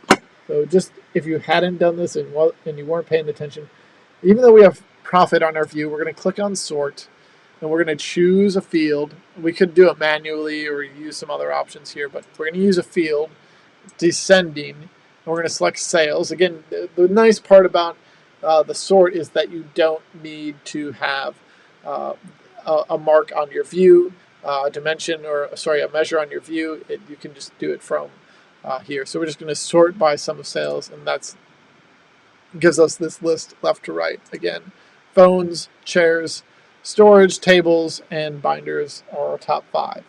Now, how do I just show the top 5? I could use a group functionality, and I can just like select all these values and then group those. But that isn't the way that I want to be able to do this. I want that list to grow and change dynamically if I were to have a filter on my view, so that if 5 years down the line, that's a long way for a dashboard, but for whatever reason your dashboard has survived 5 years, and the best way to make it survive 5 years is to not do this manually, by the way, is that how do you automatically have members of subcategory show up in or out, and that is by using a set. So if you sort of think about where set, like we could take this all the way back to, all right, so I'm just going to remember where we're at, but if we go back to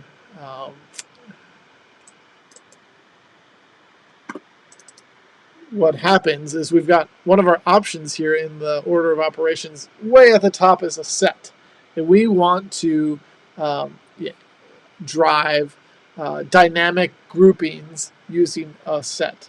And the only thing that will be able to filter a set going forward is going to be a context filter, and that's really important to keep in mind. Like the order of those things coming in is the order that they're going to be, more or less, unless we put in a context filter or we build the filter inside of a calculation to build a set. That's a very complex way to go about it, but that is definitely how we could do it. So we are on build this viz waterfall. So from here, let's build a set of subcategory. Again, use search a lot. I'm going to go find subcategory. I'm going to right click on subcategory.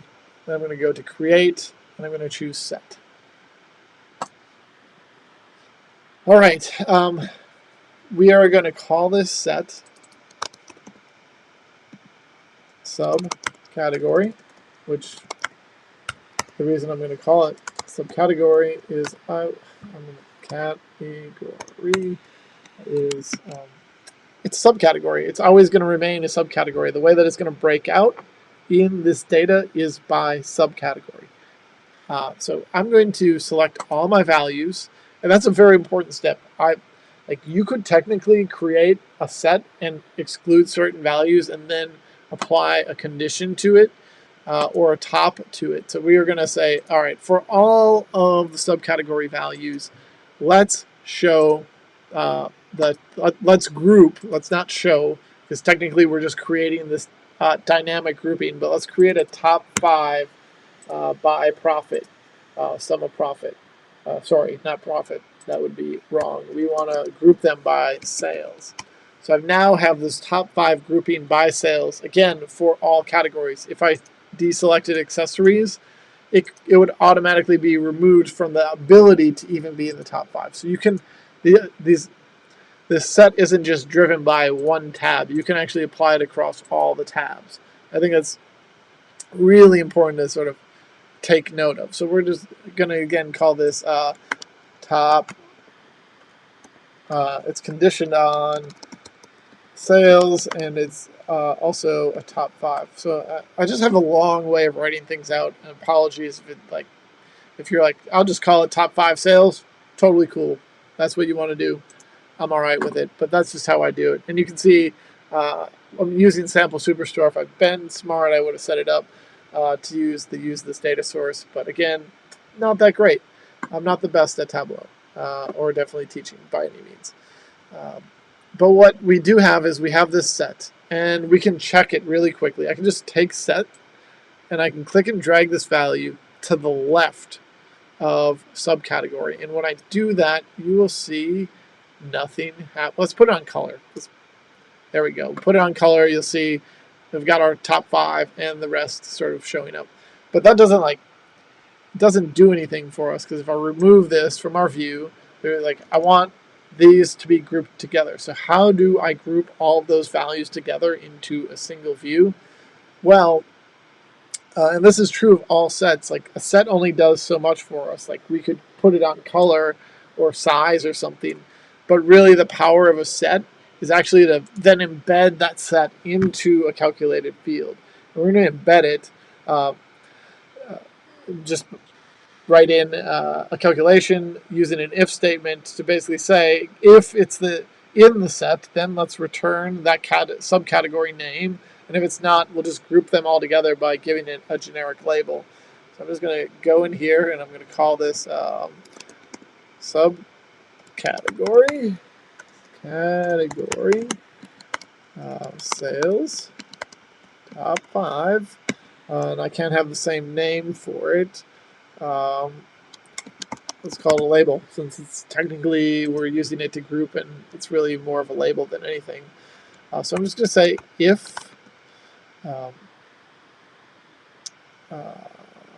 take this top 5, drag it out here. So by default, by the way, this calculation is a Boolean, a true false, so we don't need to say like is equal to true or something. We can just leave this as is, and then we can say if it is in that group, then we want to return subcategory, else it's all other, or sorry, let's just say other sub. If then else, and I'll hit OK, and that should hopefully show up here. And what I'm going to do is just click, drag, and replace our values here, and you'll notice that we now have on our view. Oh, that's very interesting. If you'll take a look at what happened, is that we lost our sort. So let's resort our values, which this is going to be a fun resort. It's actually not going to give us what we're hoping for, but I'm going to do it anyway to show. We're going to do descending by sales. Is that if we look at that descending by sales, other subcategory is it's the largest set of sales. Like all those smaller subcategories, actually a large part of the business, and it's going to sort it to the top. But we always actually want other subcategory to be the last value. Right? We want it to go phones, chairs, storage, tables, binders, then other subcategories. How I do this, and again, not everybody's going to be different, is I'm going to just duplicate this this partition here that I've got that I created from our set. So I'm just going to duplicate it, then I'm going to edit it. And I'm going to just, instead of call this top 5 label, I'm going to call it sort. We're going to use it to sort on. So it's subcategory, sales, top 5, sort. And we're going to change this from subcategory to sales. And the calculation is going to say, you can't do this. That's right, we can't. And then we can just type in 0 here as well for the second part. So again, we're using this for sort. It's not actually going to end up on our view, but we are going to sort these values. I have a question is, can we get the top 5 n through a parameter as well? Absolutely. You can make it dynamic and select however number of categories you want to show on your view. And technically, I'm breaking my own rules by putting in 5, but I try to make hard coding 5. A parameter is absolutely what you should be doing because, again, you want to be able to have the ability to dynamically change those values. So really great point on that. So again, this is how I'm building this out. It's just for sorting. It's not actually going to end up on my view. And I'm going to just drag sort down here to measures as well because we want it to be treated as a measure. I'm just going to now right click and redo my sort. And I'm going to change this to subcategory, if I can find it, and sort. And now we have the correct order. So we're a long way into this discussion about building a waterfall chart, but I really do believe that there is a ton of value in knowing how to make this waterfall chart. So we have all of this work that just went into organizing our data. By the way, we don't even have total on here yet. So we need to definitely get eventually total on our view. We're going to save it for last because really when we think about total, the way that it's going to come out, it's just going to add those in. Yeah, absolutely. So, and we could also sort those by putting the dimension on the view. Absolutely, could it will slightly affect the ordering, particularly. Well, the way that we have it done, it wouldn't affect it, and I think that's a good way to consider it. So like the other option was I could have just taken my set, my set and brought it out here under the view. But again, I wanted to more like work through some of the challenges. So really good point, though. Really good point. Let's build this waterfall chart now. And the best way to build this waterfall chart is through a table calculation. So we're just going to do a quick table calculation of a running total. And voila, it's not what we wanted. Why is that? Well, it's a bar chart. So these are like the, technically is part correct. But if we were to change this instead of a bar chart to a Gantt bar, I'm just going to select Gantt bar, and again, still doesn't look the way that it should. You're like, what's going on here? Well, let's take profit on a Gantt bar. What we've sort of specified here is, if you think about it, is here on phones is the end of our phone total, and then we have a running sum across. It's technically still across, so here's the end of our phones, here's the end of chairs, here's the end of storage, here's the end of tables. Tables is going to be going down, so that makes sense. It's a negative value. And here's the end. We need the start points to fill this in on the Gantt bar. And we can do this two ways. I'm going to show you the easy way first, and then we're going to do it the hard way, because what's the point of just doing this and not actually having a couple of additional challenges, at least to practice these calculations. So the first option is I can just take profit, click and drag that onto size, and it doesn't look right because it isn't. But if I were to double click on this mark here, or the value that's on mark, I just put a negative sign in front of it, it'll actually build the waterfall chart as it's supposed to be. It might not look like it, but it is, just because tables goes down. So right, it goes phones to chairs, and then chairs up to storage, storage up to tables, tables, like goes down and then goes to where binders starts, and then all other subcategories all the way up. So it's technically doing what it's doing, but we need to be able to have that color on there to show when that profit is below zero. And here's where when I'm building stuff really fast, I don't build the calculation and save it off. I just do an ad hoc calculation. So we know that this is sum. So let me do that slower. I'm going to have it break here for a second. Let's just build a sum of profit calculation, and don't forget the quotes. And then I'm just going to say greater than 0. Could be greater than or equal to 0. Depends on how you want to do it. The semantics of the coloring is based on any organization and what they want to consider profitable. But for this, I'm just going to have that quick calculation I've built, and then I'm just going to put that on color. And you will see now I have the sort of interesting color scheme for where blue is a negative value, and then all the other oranges are positive values. But I'm just going to edit the color here, and I'm going to stick with the standard red is false, but for true I'm going to assign it like this gray value. So it's going up. It's maybe what we would anticipate. But tables goes down. I want to be able to highlight tables as it goes down, and I've got that going on. The frustrating thing about working with a waterfall chart, and it's definitely apparent here, is that I'm having a tough time of tracking these values across the chart, and I'm not going to want that going forward. I want to be able to have some ability to have my eye easily go across and match these from start to finish. Oh, let's add in the totals as well. So I'm just going to click on analysis, and I'm going to go to totals, and I'm going to add row grand totals. And you'll see I now have, again, I've got some screens here, and I keep moving them around so that I can see, but I've got all my values showing up.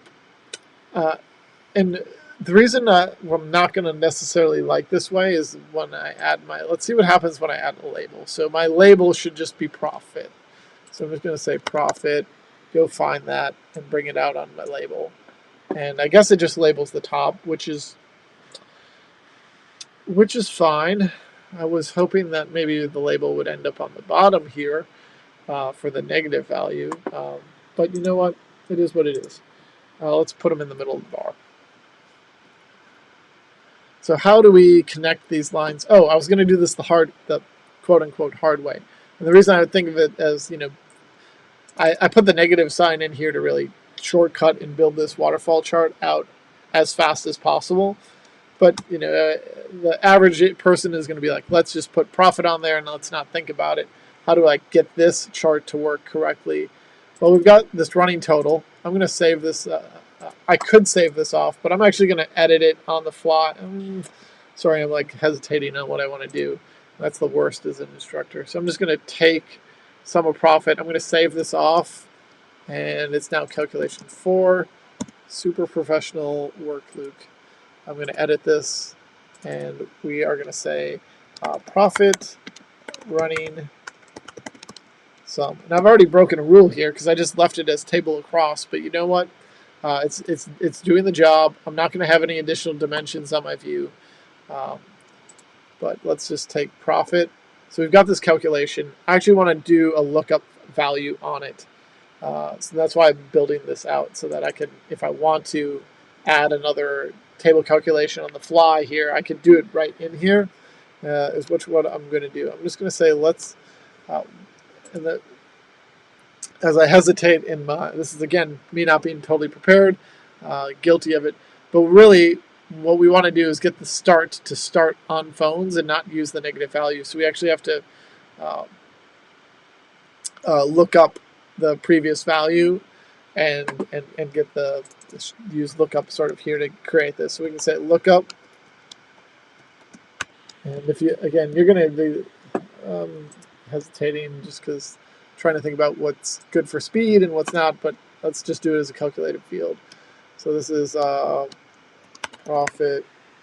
I'm just going to call it Waterfall Chart rows to be very specific, and I'm just going to say let's do a lookup of our profit of running some thing that we just built, and we're going to look up one value, and then from there we're going to also wrap this in 0 null just to be safe.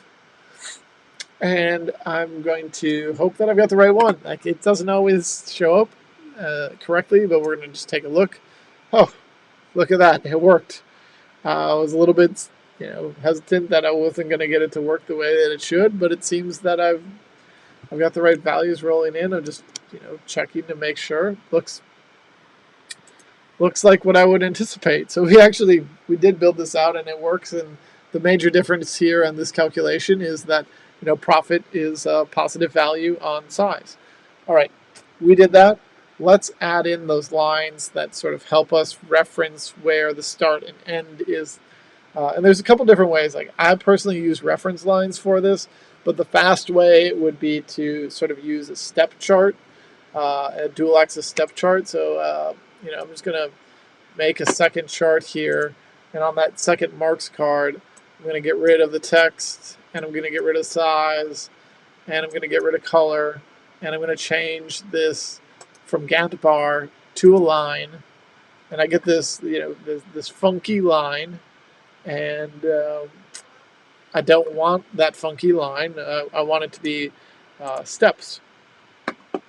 And when I do a dual axis chart here, you'll see that it doesn't totally, don't forget to synchronize, but if we look at the base of it, it's sort of going from the beginning of every bar rather than the end of each bar. But if you think about it, we just built this calculation. This is just our running total. Again, I want this line to go instead of the way that it's sort of going at the beginning of each mark. Again, I'm sort of referencing this is the beginning and this is the end, the top here. I want it to go from the top to the bottom of the next one, and not the sort of the bottom to the bottom to the bottom. So how do we do that? Well, really easy. We can take that running sum calculation we had, that first calculation, and I just replaced that value. I just click, drag, slowly replace until I have that.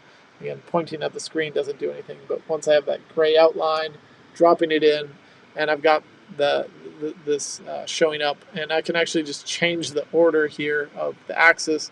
You can two ways to do this. You can move it over to the left side and it's on the bottom part now. Or the other option is you can right click on an axis and you can move the mark to the back. It'll keep the axis the same over here, so it still says Waterfall Chart rows. So if you've like done some axis formatting, you won't lose that when you've put that together.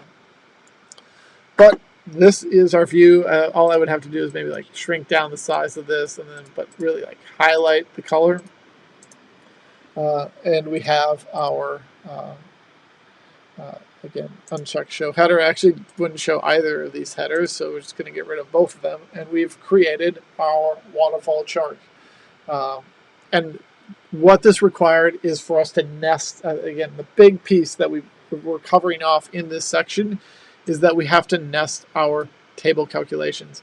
And it's not necessarily intuitive. Maybe it is for some people, but for most people, it's not intuitive that we go in and we create a calculation with a drop down and use the new calculator field. Like for most people, including myself, the way I've learned it is you right click and then you create a table calculation, and you don't think about the fact that you might have to do a secondary or tertiary calculation to that table calculation.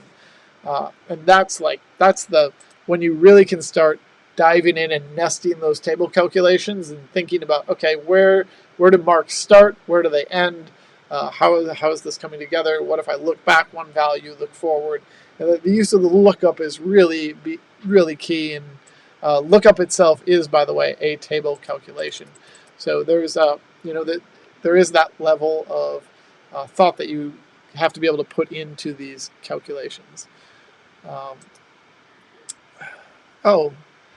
So that's it's a little behind schedule.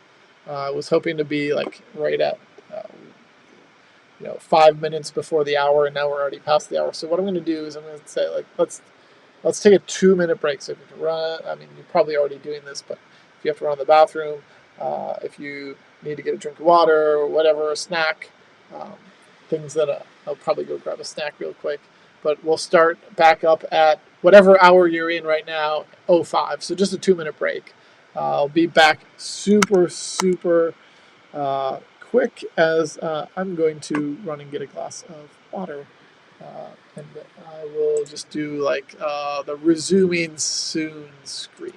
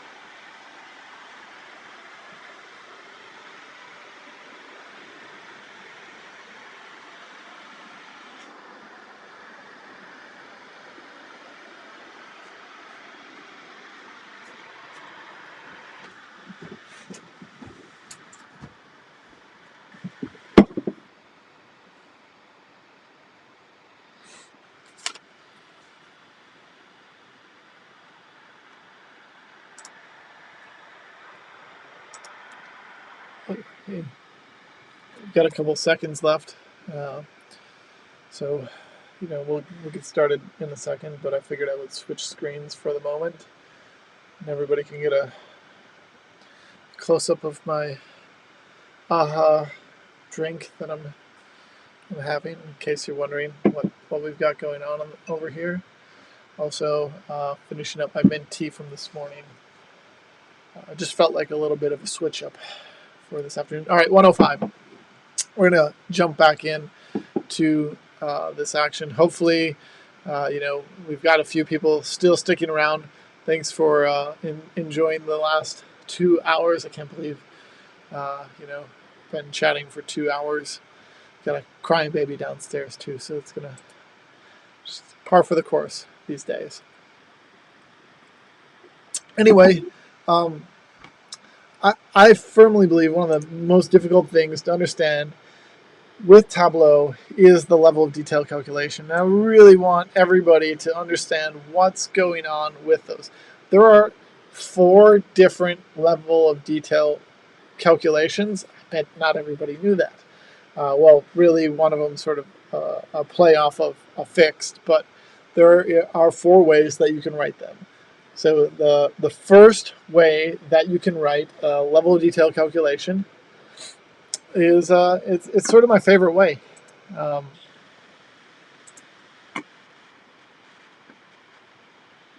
I just had a whole bunch of comments come through. Yep. Thank you. Thanks. Appreciate it for that. So anyway, the first way that we're going to do this is we've got subcategory and category on our view, and then we've got average sales. So that's going to be really key here. Is we've got average sales, and the way that you can think about average sales is really average sales is the average price per product per sale. So the way this data set is broken out is that each row is a product from a transaction. You could technically have more than one product that you've purchased, but it ends up on one line. So this is just the average of it. So it's not totally perfect, but it's more or less the average price of a particular product in across these categories. And there's going to vary more or less. So if we wanted to just calculate what's the average price period across all these products, we could use a level of detail calculation. We could use a table calculation, but we can also understand level of detail calculations. So the way we do that always, every level of detail calculation uses curly brackets or curly braces, whichever or whatever version you want to call it. I'm going to likely call it curly bracket or curly brace. So we are going to create this sales calculation, and it's just going to be it's the average is what I'm going to call it with the bar, and that sort of leads into it. So normally when we'd write these calculations, and I'm just going to zoom in and create some pseudocode here. So pseudocode being it's not actually code of how it is, but it's just going to take the format. We're going to have some sort of LOD call, and then we're going to have some sort of dimension. Right, so technically it would be like this. So 1 and possibly 2 or more, however many you want. So we will specify the dimensions that we want to often would partition our data by, and then we would have some sort of aggregate, and then we would have a measure inside of it. And what that accounts to and looks like when it comes down to it is this sort of setup. That's the way, if you've ever done them, and again, the assumption is you've probably done these at least once or twice, and maybe don't have that full background of what it's actually doing. That's what we're going to try to break down here today. So we want to follow this syntax. But oddly, the first one that we're going to use doesn't use that syntax at all. We don't specify a LOD type, and we don't specify the dimensions because we're going to do this across the entire data set. We can just say, let's use the average of sales. And what this is going to do, this level of detail, again, curly brace, is this calculation is essentially it doesn't actually do this, but you can think of it as creating a column where every single cell, it doesn't actually do this in the calculation in the data set, but it's a way to think about it, is that across this data set, the entire data set, it's going to add a column. In every single cell in that column is going to be the overall average sales period for this data set. So if I just hit OK, and I then go find this calculation, and I bring it out on my view, you will see, again, I have to just move some stuff, the average sale is our average product is $229.9. $229. So that's the way you can think about it, and you can see it's partitioned out that way. And the level of detail calculation isn't useful, obviously, on its own, but when we would apply it, maybe we would want to find the variation. So I'm just going to, again, you don't have to do this, it's me explaining it, but I would maybe want to compare this calculation that I have here to the average sales that we have over here on the left side, which is not an LOD. It's just a regular calculation. And that gives us the variability of the price. I have the order of those wrong, so let me just reorder those because I would want average sales here. So that is our first level of detail calculation. Gives us the sort of allows us to find the variability across the entire data set with this level of detail calculation. And that's how level of detail calculation kind of works is on our view, we have marks, and sometimes we want to do a calculation that does not include a particular mark. In this case, we've got category and subcategory, but we want to ignore those and do this calculation without those showing up in the aggregation. So Tableau allows us to sort of build out this calculation ahead of time. And again, if you're looking at the level of detail, the order of operations, LODs happen super early, particularly fixed. So this is like happening before a filter is applied. And what happens when we apply our filters, by the way, this is a very important thing to note. Because we're doing a level of detail, if I change my remove east from my regions, you'll see the column over on the left here is changing values, but average sales is not changing values. You probably are saying to yourself, you know the answer of why that is, but I want to make sure that everybody is totally aware of why that is. And that's because if you take a look at the order of operations, that dimension filter, which is region, it's a dimension, and we have it as a filter that you can select in on, happens after an LOD. So when we're computing the visual with that level of detail calculation, it's going to do the fixed LOD and make the LOD render on the view before it applies the filter. And that's the big thing to think about is like, hey, that's already done. Like, we can't change that. The only way we can change a dimension filter to actually filter an LOD is to make it a context filter. So what we'll go back in and do here is we'll go back to level of detail, and we will build this out and just change region by right-clicking on it and change it to a context filter.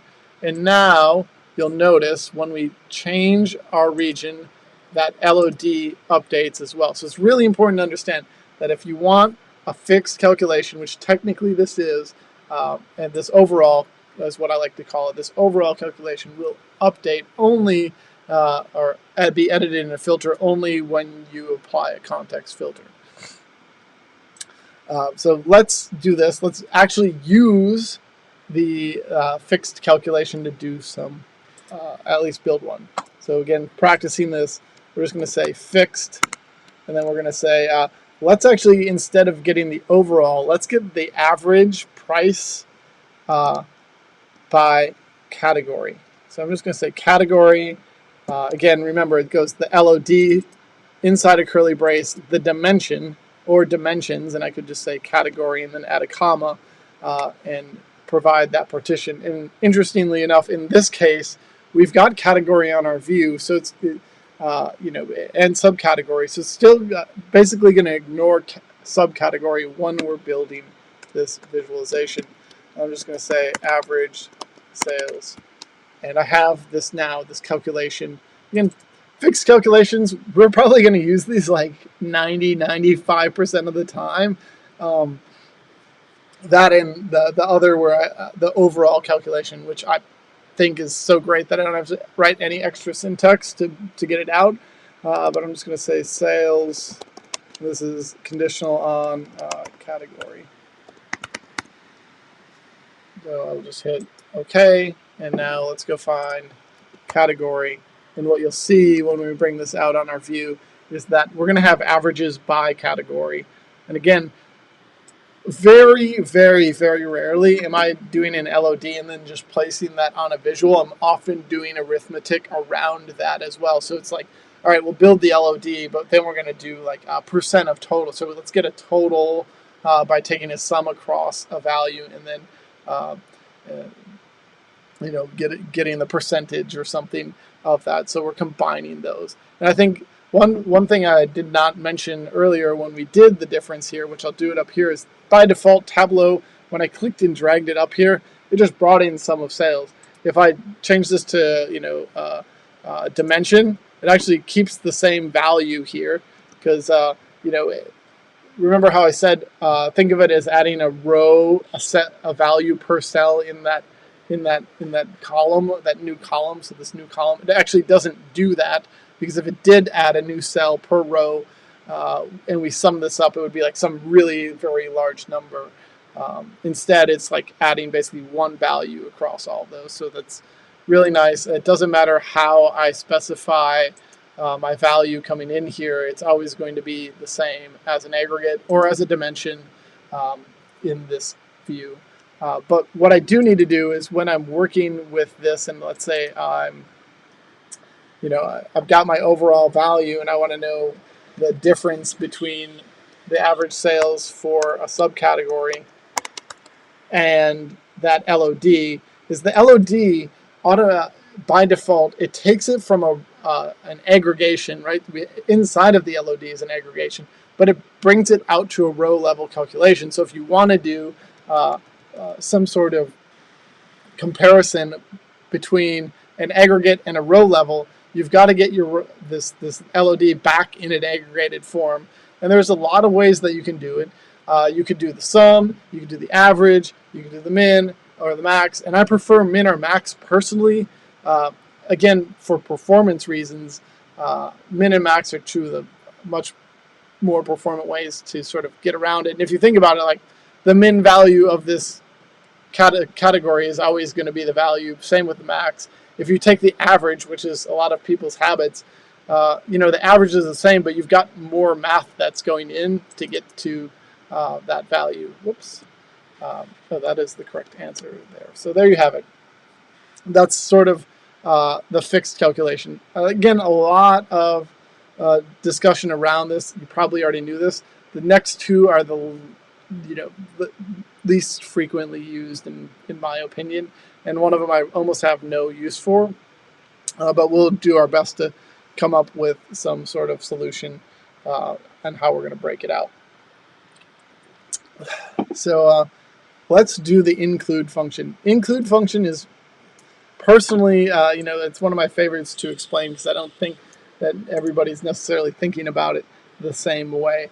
So the way I think about include, it's really the third or fourth, second or third LOD that we're talking about here, is include adds a dimension to our view that's not actually there in doing the aggregation. So in this case, what I want to do is I want to basically bring in order ID. No, I'll bring in customer. So I'm going to include customer on my view doing this. So if you think about it, I'm going to go category, subcategory, and then roll that information up to a customer level. So I'm going to say, let's include customer. And what I want to do is I want to get the average sale price per customer. And to get the overall sales price for each customer, I actually need to wrap, I'm going to not do customer the more I think about it, is per order. So per order, what's the average sales I see per order? I actually have to do a sum here first. And the reason I'm doing a sum is because I want to first get the total sales per order. And that's what I'm going to get here. So let's get the sales per order. So on this view, it's going to take category and subcategory and sort of add it into my view, and then get those values added up per order. And then let's do the average on the outside here. So what this gives us is the average. Again, if I'm reading this, it's average sales per order. Include to me always just means per. So give me a rate of something. And we have to establish that on the inside of the calculation. If I were to put average here on the inside, it doesn't do anything for me because I'm already doing an average at a lower level, at the lowest possible level with this calculation. So let's sort of roll that information up to the order ID period. So this is going to be sales per order. And this number, if you really think about it, like there's the sales numbers per order aren't going to be a whole ton higher because most sales, you don't necessarily know this about this data set, but most sales are, one or two items, and it's not going to be like outlandish number of items. So if I just like bring this out on my view here, you'll notice that my sales per order is $531 versus like a row level, individual line is 520. And we should find that for every single one of these numbers, it is slightly higher because we're aggregating that up per customer order, per order in this data set. And that's how I think about include. It's a per value. And we just have to establish what we're going to do that by. I know that's, it's a complicated calculation, but I want to make sure that everybody is totally on board with understanding how that works. Take a drink, wait for a comment. Probably is lagging as I think they have been. Awesome. So the last LOD is the exclude calculation. And that is really just how do we remove a value from our visualization in order to get some sort of overall value. And I'm thinking about doing this one in a little bit different of a setup. Like we've got category and we've got subcategory on our view, and I'm going to eventually add another value on there. So what if we wanted to get like the percent of total of subcategory? So first of all, let's just, let's establish a sum of sales calculation first. Technically we could just put it on the view, but then we want to, I'm going to take that back. Let's just first do exclude. Always jump in the gun. So on our view, what I want to do is exclude subcategory, right? Subcategory is the lowest level in our data set. That's on our view. And I want to just say, let's get the sum of sales. So if I do this calculation, we're going to ignore subcategory, and then we're just going to roll all our totals up to the category level. So just call this sales.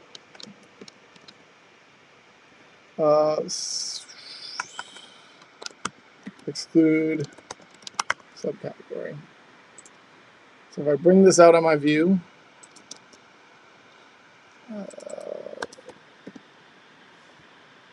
you'll notice that this looks very similar. Well, the numbers don't look similar, but they actually roll up in a very similar way that they would here with our LOD that we specified basically at the category level, because it's the same thing. If we have a LOD at the category level doing sum of sales, it's the same thing as excluding subcategory. But what this would allow us to be able to do is like, the only way I see this sort of working is if we have a hierarchy and we want to drill in, but we still want it relative to like the highest level in the data set. It's sort of the only way that I see, using exclude and making it useful. Just like being frank, I don't have a lot of uses for it. But if you do notice, like one of the very interesting things about this, again, if you're really geeking out on Tableau, is that when I used exclude, Tableau treats it as an attribute. It does not treat it as, if I sort of look at this, right, it's a totally different type of calculation that it's bringing in as a result. So it's very interesting to think, oh, like Tableau is kind of doing something totally different with it. Of course, I could change my default value and use like measure, but it's still doing the same thing. It's interesting that that's the default choice that was there. Anyway, we've discussed a whole bunch on LODs, and the funny thing is that I think I got those a little bit out of order because I don't think we're going to use. Oh, let's do this. We'll actually do this calculation, build this visualization using a level of detail calculation. I think I'm just trying to see what do we have that we're building here. Oh, wow! I did some funness here to take a look at this. So what I want to do with this visualization is I want to say, let's come up with a really fun one to do here as we sort of wrap through the hour. is that we are going to build this visual. I've got like this really complicated, it's not actually that difficult. What we're going to do is calculate what percent of sales are from the consumer segment. And then we're going to sort of say, all right, so like this, and then we'll sort them by state, and we'll show off the top 10 and the bottom 10, and then we'll show the middle states. In this calculation, 97% for North Dakota says that 97% of their sales are of the segment of consumer. So they have a lot of consumer sales, and we want to be able to get those percentages to show. And we also need to show the bottom ones as well. And then all the others, we need to figure out how do we just like combine them all together so that we don't really see like it. Again, if we're thinking what's the most important for our organization, what's the highest values and lowest values, and all the ones in the middle, like they're great and all, but we're not going to make any major changes based on those values. They just are all clumped together. So you'll see top 10 and then all the middle states all combined together and lower. So how are we going to do that? Well, we're going to start with this visual right here, and I'm going to say remove everything from it. We're starting from scratch. I'm going to remove state, remove sales, build BTV, build this viz, top dash bottom states is where we're going to start with a blank slate. And we're going to click on use this data source, and we're going to start with state on our view. Just going to click and drag that out on our view, and instead of using the entire view, I'm just going to fit the width and give myself a little bit of space here so that you can see those labels. So I hope you've got this. Again, use this data source instead. Our first calculation, and I'm actually going to parameterize this one. I'm going to be really smart about it. We're going to take segment, and we're just going to right click on it, and we're going to create a parameter. And this parameter is going to allow us to just like have a drop down that will allow us to dynamically select a value and sort of filter the data as a percent of total on the fly. And to do this, we actually, like the funny thing is I'm going to show, we talked about LODs and like broke those down. We're going to do this without a single LOD in the whole challenge here. So we're just going to say segment parameter, and I'm going to hit OK. And we got this new parameter. Just right click and show that so that we can, kind of swap through. And consumer was what we wanted to focus on anyway. So we're going to start by building a new calculated field and getting those percent of totals to roll up. And we're going to build them all in one calculation, and it's going to require two sum calculations, and it's going to have a numerator and a denominator in it. So I'm just going to kind of lay out the framework here. And we all write things a little bit different, but this is how I'm going to do mine. So I've just, I've got my calculation space set up here. I'm going to add something up. You don't have to write it out this way, but it's, again, me just getting organized ahead of time. And in the first calculation, I actually don't need this here. But inside this first sum, I've typed out sum, and then I have my open parentheses. I'm going to put an if statement in here.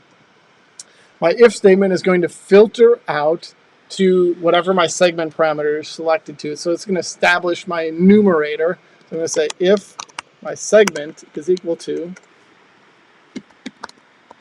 segment parameter. And so as I start to type, you'll see, again, we've all used Tableau at least once or twice before at this point. But as you type, you can move down arrow, so I can say, and then select the value. So if I say then, and then I want my value to return, in this case it's sales, I just kind of, if you didn't notice, I have these options, and I'm just kind of selecting the value that I'm most interested in. So I've got sales. And of course, I need an end, and I don't even need the else statement in this because I don't care about the else statement. It's going to be null. I could put 0. It doesn't matter for this particular aggregation how I'm doing it. And then on the bottom here, I'm just going to type out sales. So this is going to give me, the top is just going to give me sales by consumer, and the bottom is going to give me total sales. I think that is pretty straightforward. I'm just going to say percent of sales by the segment parameter. So there we have it. That's our segment parameter. I'm just going to then take this out, and let's put it on our view and see how close I am to our percentages. We can also just sort on this view, on this value on our view. I'm just going to click on state, and then I'm going to click sort descending, and it's going to organize those for me. Again, I only have one dimension, so I could have just pressed it, but it's how I operate. And if we take a look, like we've got the right percentages coming in. I just need to format this really quick. It's can't not format it. It's my personality at this point to format those out. So we've got the percentages coming through for the top and bottom states, and it's for all states actually. But how do we get to the top and bottom? Well, that comes back to something we already talked about earlier, is working with sets. And we are going to build two sets here. One set is going to be sort ascending for this calculation, and the other is going to be sort descending. So we're just going to, again, when we create a set, we're basing that set on a dimension, not on a measure. We're going to, make a decision on the measure, but we're going to make the actual, the sort of it happens on a dimension. So we're just going to create a set, and we are going to change this. I'm going to say it's state top 10 by segment sales. That's percent of sales. It's on segment parameter. I'm going to select all my states, and I'm going to go to the top, and I'm going to say, let's do the top 10. And, Tableau is very kind of me to know that for whatever reason I want a percent of sales, but for the segment parameter, it's probably because it's on my view, which is amazing. So it's the top 10. I've created this set, and if I just bring it out on my view now, certainly showing the top 10, that's exactly what I want. Let's, we could probably just duplicate this second set to get the bottom 10. And I'll just edit this set, and I'll say, all right, let's give me the bottom 10. Again, you could, I should probably say bottom 10 here. And I'll change my other one to say top. So I've got my bottom 10, and this is my top 10. And I'll just take my bottom calculation and bring it out here on my view too. So we've got two in groups. And then we've got all these others that we somehow eventually need to be able to bring together onto our view. So we're taking a look at the challenge itself, is we need a top label and a bottom label. And I don't think that'll be too difficult because we've got our two sets here. So we can just say, all right, let's create a new calculated field. And if you're in the top, we'll call it the top. And if you're in the bottom, we'll call it the bottom. And if you're in the middle, if you're in the middle, if we take a look at this view, it actually doesn't have a label here. So let's just have it have no label. So we're just going to call this, let's again go back to our actual visualization we're working with and say, all right, this is our top / bottom. This is for states, top bottom label. If you are in the top, then we're going to say, and I'm going to do this in all caps, top, else if you're in the bottom, then, and else, congratulations, open quotes. I'm putting nothing in there if you notice. I could put a space, doesn't really matter. I'm going to say end. So if you're in the top, tell me you're in the top. If you're in the bottom, tell me you're in the bottom. And if it's blank, it's blank. And I can just hit OK here. And I've got my top bottom label now. And this is I can almost start removing these sets. These aren't going to be very useful for us at the moment. I can take top bottom label and place this out on rows, and you'll notice even though it's kind of funky, they're all here, we just have a lot of states in the middle. So let's come up with a calculation that basically groups all these states together. We did this earlier. We just need to create a new calculated field from this top bottom label. So I'm just going to duplicate this out, and I'm going to edit this. And instead of saying if it's in the top, show me the top and bottom, what I'm going to say is if this is in the top or it's in the bottom, then let's return the state. Else, I think, what do we say it was called?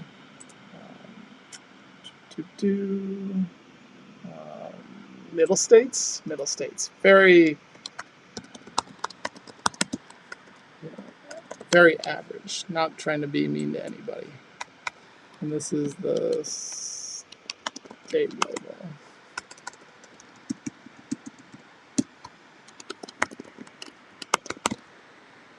Perfect. So I have this calculation. I'll go find it. I'm just going to click and drag my new states label. That didn't show up.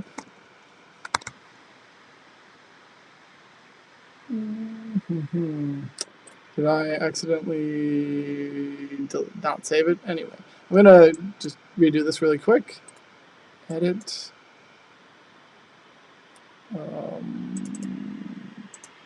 This is technically the other one for whatever reason.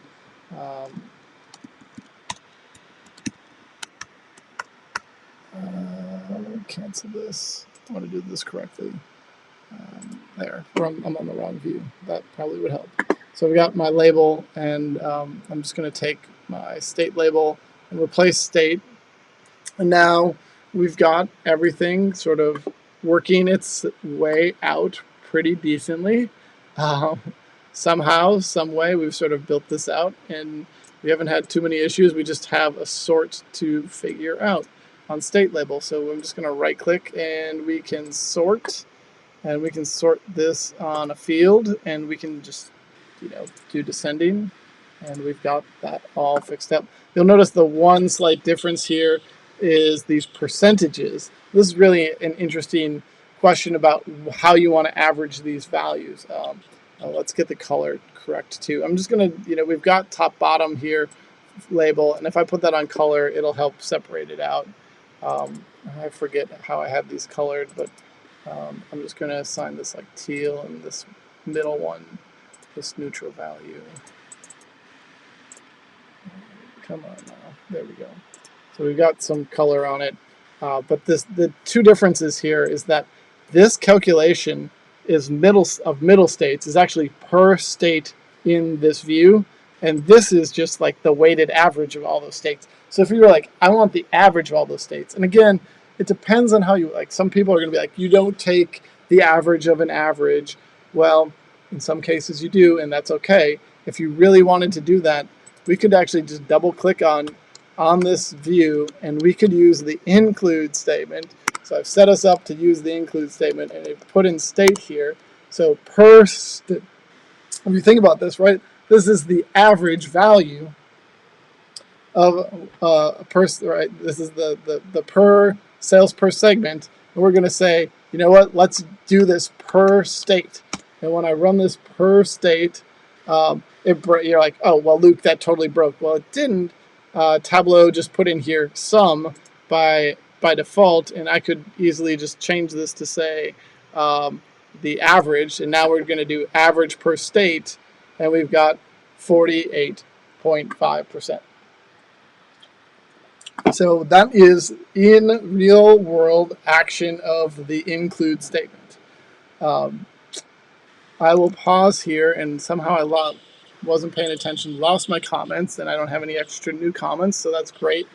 And I'm still not talking to myself out there. There's still people watching this, so thanks for leaving your screen open and watching as we go 2 hours and 40 minutes into content. What I want to wrap up, like, we've got 20 minutes, and obviously could just continue on for another 3 hours, to be frank. But what I do want to come back to is our favorite table that we started working with earlier, when you're like, what's going on with this table? And this is like the fixed up version of it. I'm actually or the part where I wanted to like pick up from, I want to just come back to and say, like, how do we dynamically build each rolling month coming through here, and how do we get the color right? So we're going to go all the way back to where we left off. There's obviously a lot of content here, but if you go back to, there is a sheet that's called build this BTV segment MOM YOY. It's right before the waterfall charts. That's sort of where we left off, and we built these PP calculations. I only want to I've got 4 years of data. That's, again, if you don't know Superstore, there's 4 years of data in here. If you're a business stakeholder, if you're like anybody in an organization, you probably don't care about how monthly values looked 4 years ago. You probably only care about the most recent values. So how do we show the most recent set of values? Well, the first thought you'd have is let's just filter it to show the last set of months for our most recent date. So by the way, let's just bring in order date, and we'll filter by this. So the first thing we're gonna do is we're gonna show this filter. Actually, this is gonna, things are gonna get a little wily because we're skipping a whole bunch of content to get to this. I don't want order date to show up that sort of filter. I actually want to show it as an exact date in here, and then I'm going to show order date as a filter. So show filter. Right, so let's just imagine. Let's just go select a random day. Pretend we're in 2018, and we'll go back to April 15. No, that's the beginning of the week. What are we on, the 16th? I always forget. Today's the 17th. Close enough. Sorry. So April 17th, 2018. We're going to work with that as our option. First, let's get this coloring right, though. This is driving me bonkers. We've got gray, we've got orange, we've got blue, and it's too many things going on, and my brain just doesn't operate in a way where I understand what's even going on with this color, just because there's way too many values. So let's clean this up. And what we're going to do is we're going to create separate color per measure.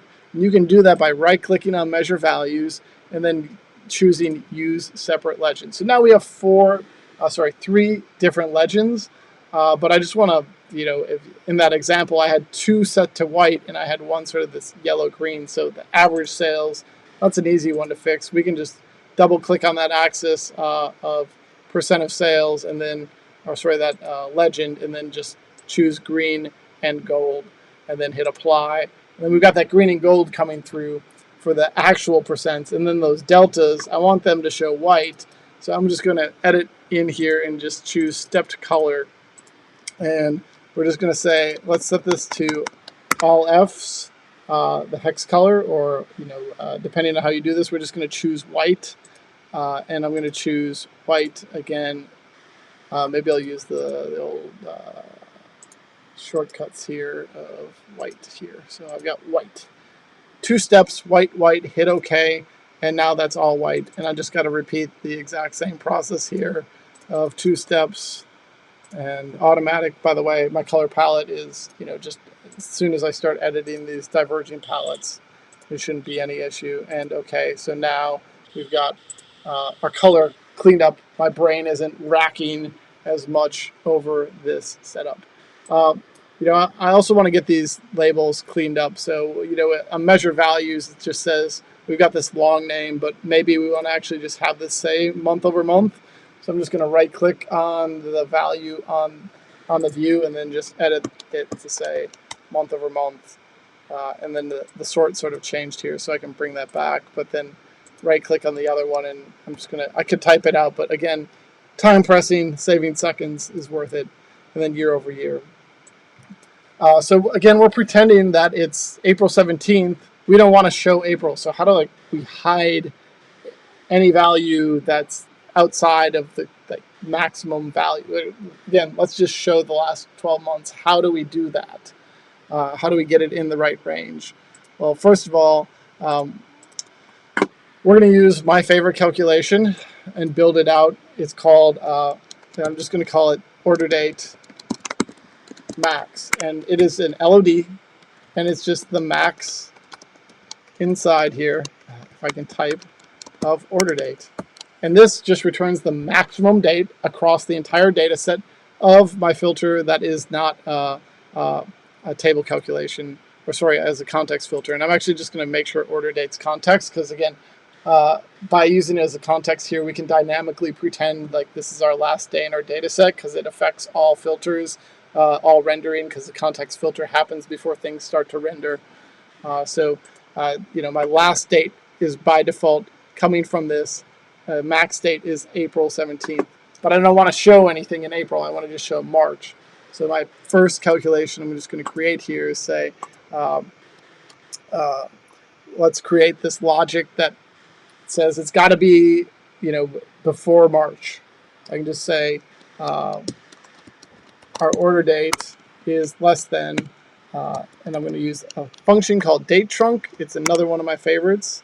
I wanted to spend more time talking about more of this, but fell behind. But we have date trunc, and I'm just going to say, all right, let's specify and truncate our date to the most recent month. So in this case, if I type out order date max here, if this is the 17th, right, this is going to truncate and roll my data as kind of like roll back, round down to the beginning of the month. If I typed out week here, this would roll to the beginning of the week. And if I did year, it would be the beginning of the year. But if I type it this way, right, if I do month, this is going to basically create us full months filter. And I'm just going to call it TF. This is going to be a Boolean, a true false. It's the way that I indicated, but I only want full months of data rolling in to this visual. And April obviously is not a full month based on how I have this set up. I'm going to find full months. I'm just going to drop it onto filters, hit true, and I will only ever have March rolling in. So I've got this data rolling in sort of how I would expect, and it's rolling in dynamically now. We got 12 months of data that are constantly being updated. How can I just show the last 12 months? And we are going to use a table calculation to do this, of all things. We could do this with a level of detail as well, but I think a really simple way, and especially since our example, we could specify a time period of 12 months to show. But what I want to do up here in columns is I'm going to just type out last, and I'm going to use the last function. The last function just says count from however we specify our LOD, the number of values since it's the last value. So again, I'm just going to place this up here. It's going to break everything for a second, and then I'm going to change it to discrete. And you'll see March, and I'll change the order of this too. So if we look at this, right, March, everything's just got, I want to bring that back this way. So right, March is 0 months back from itself. February is 1 month back, 2 months, 3 months from December, 4. And, we could easily look 12 months back. So again, March was our last date rolling in.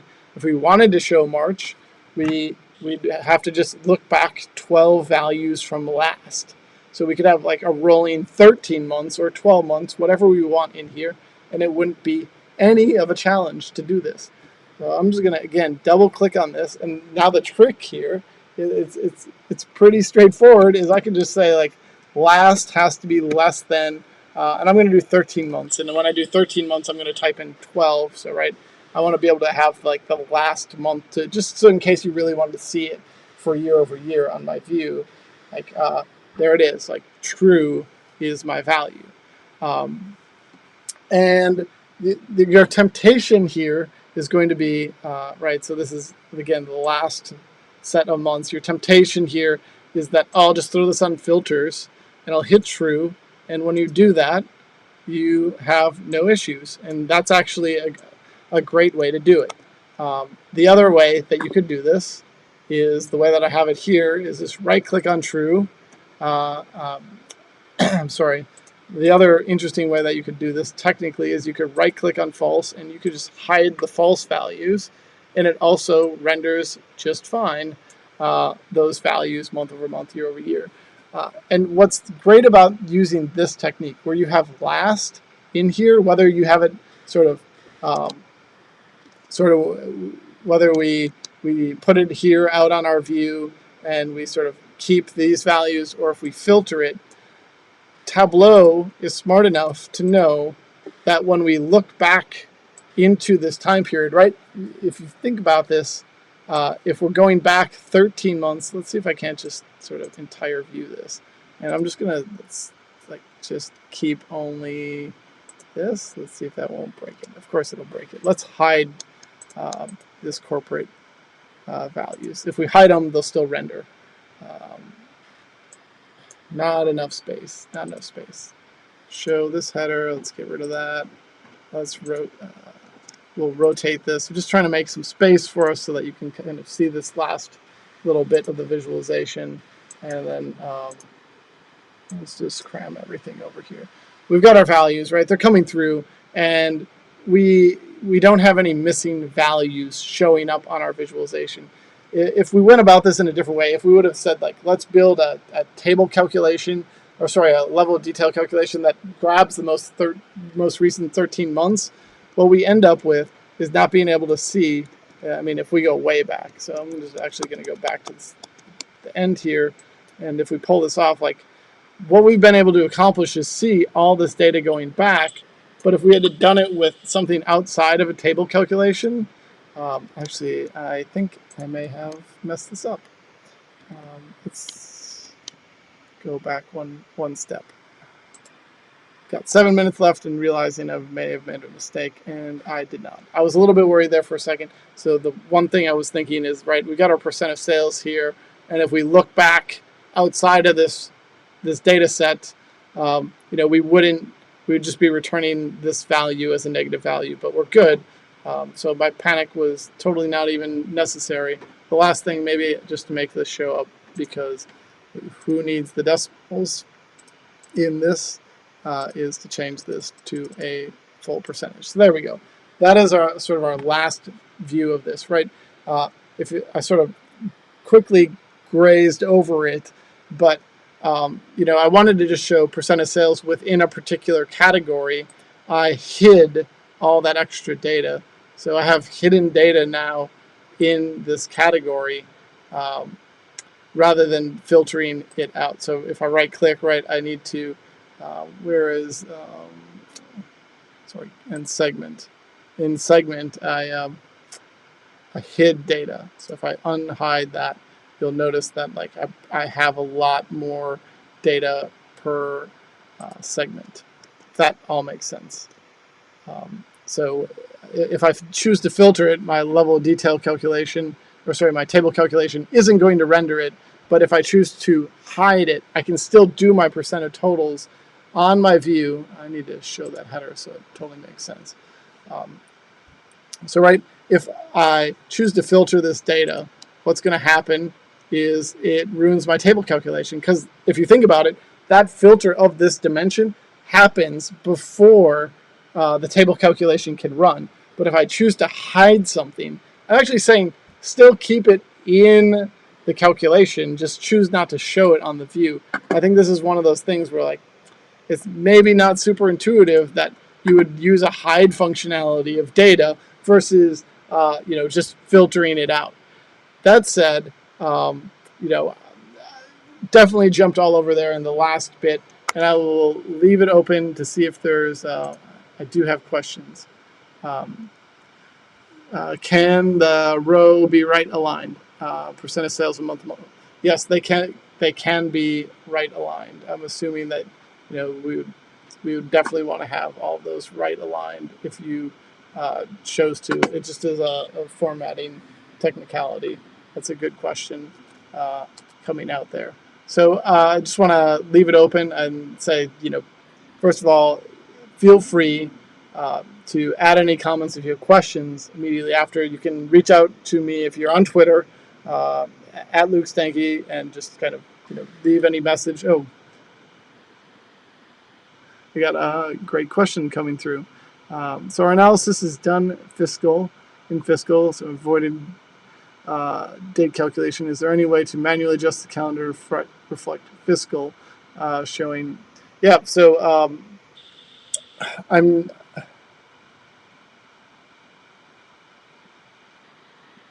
okay. I don't know what that means. Streamlabs, but yeah, there is definitely a way to adjust this for fiscal year, for sure.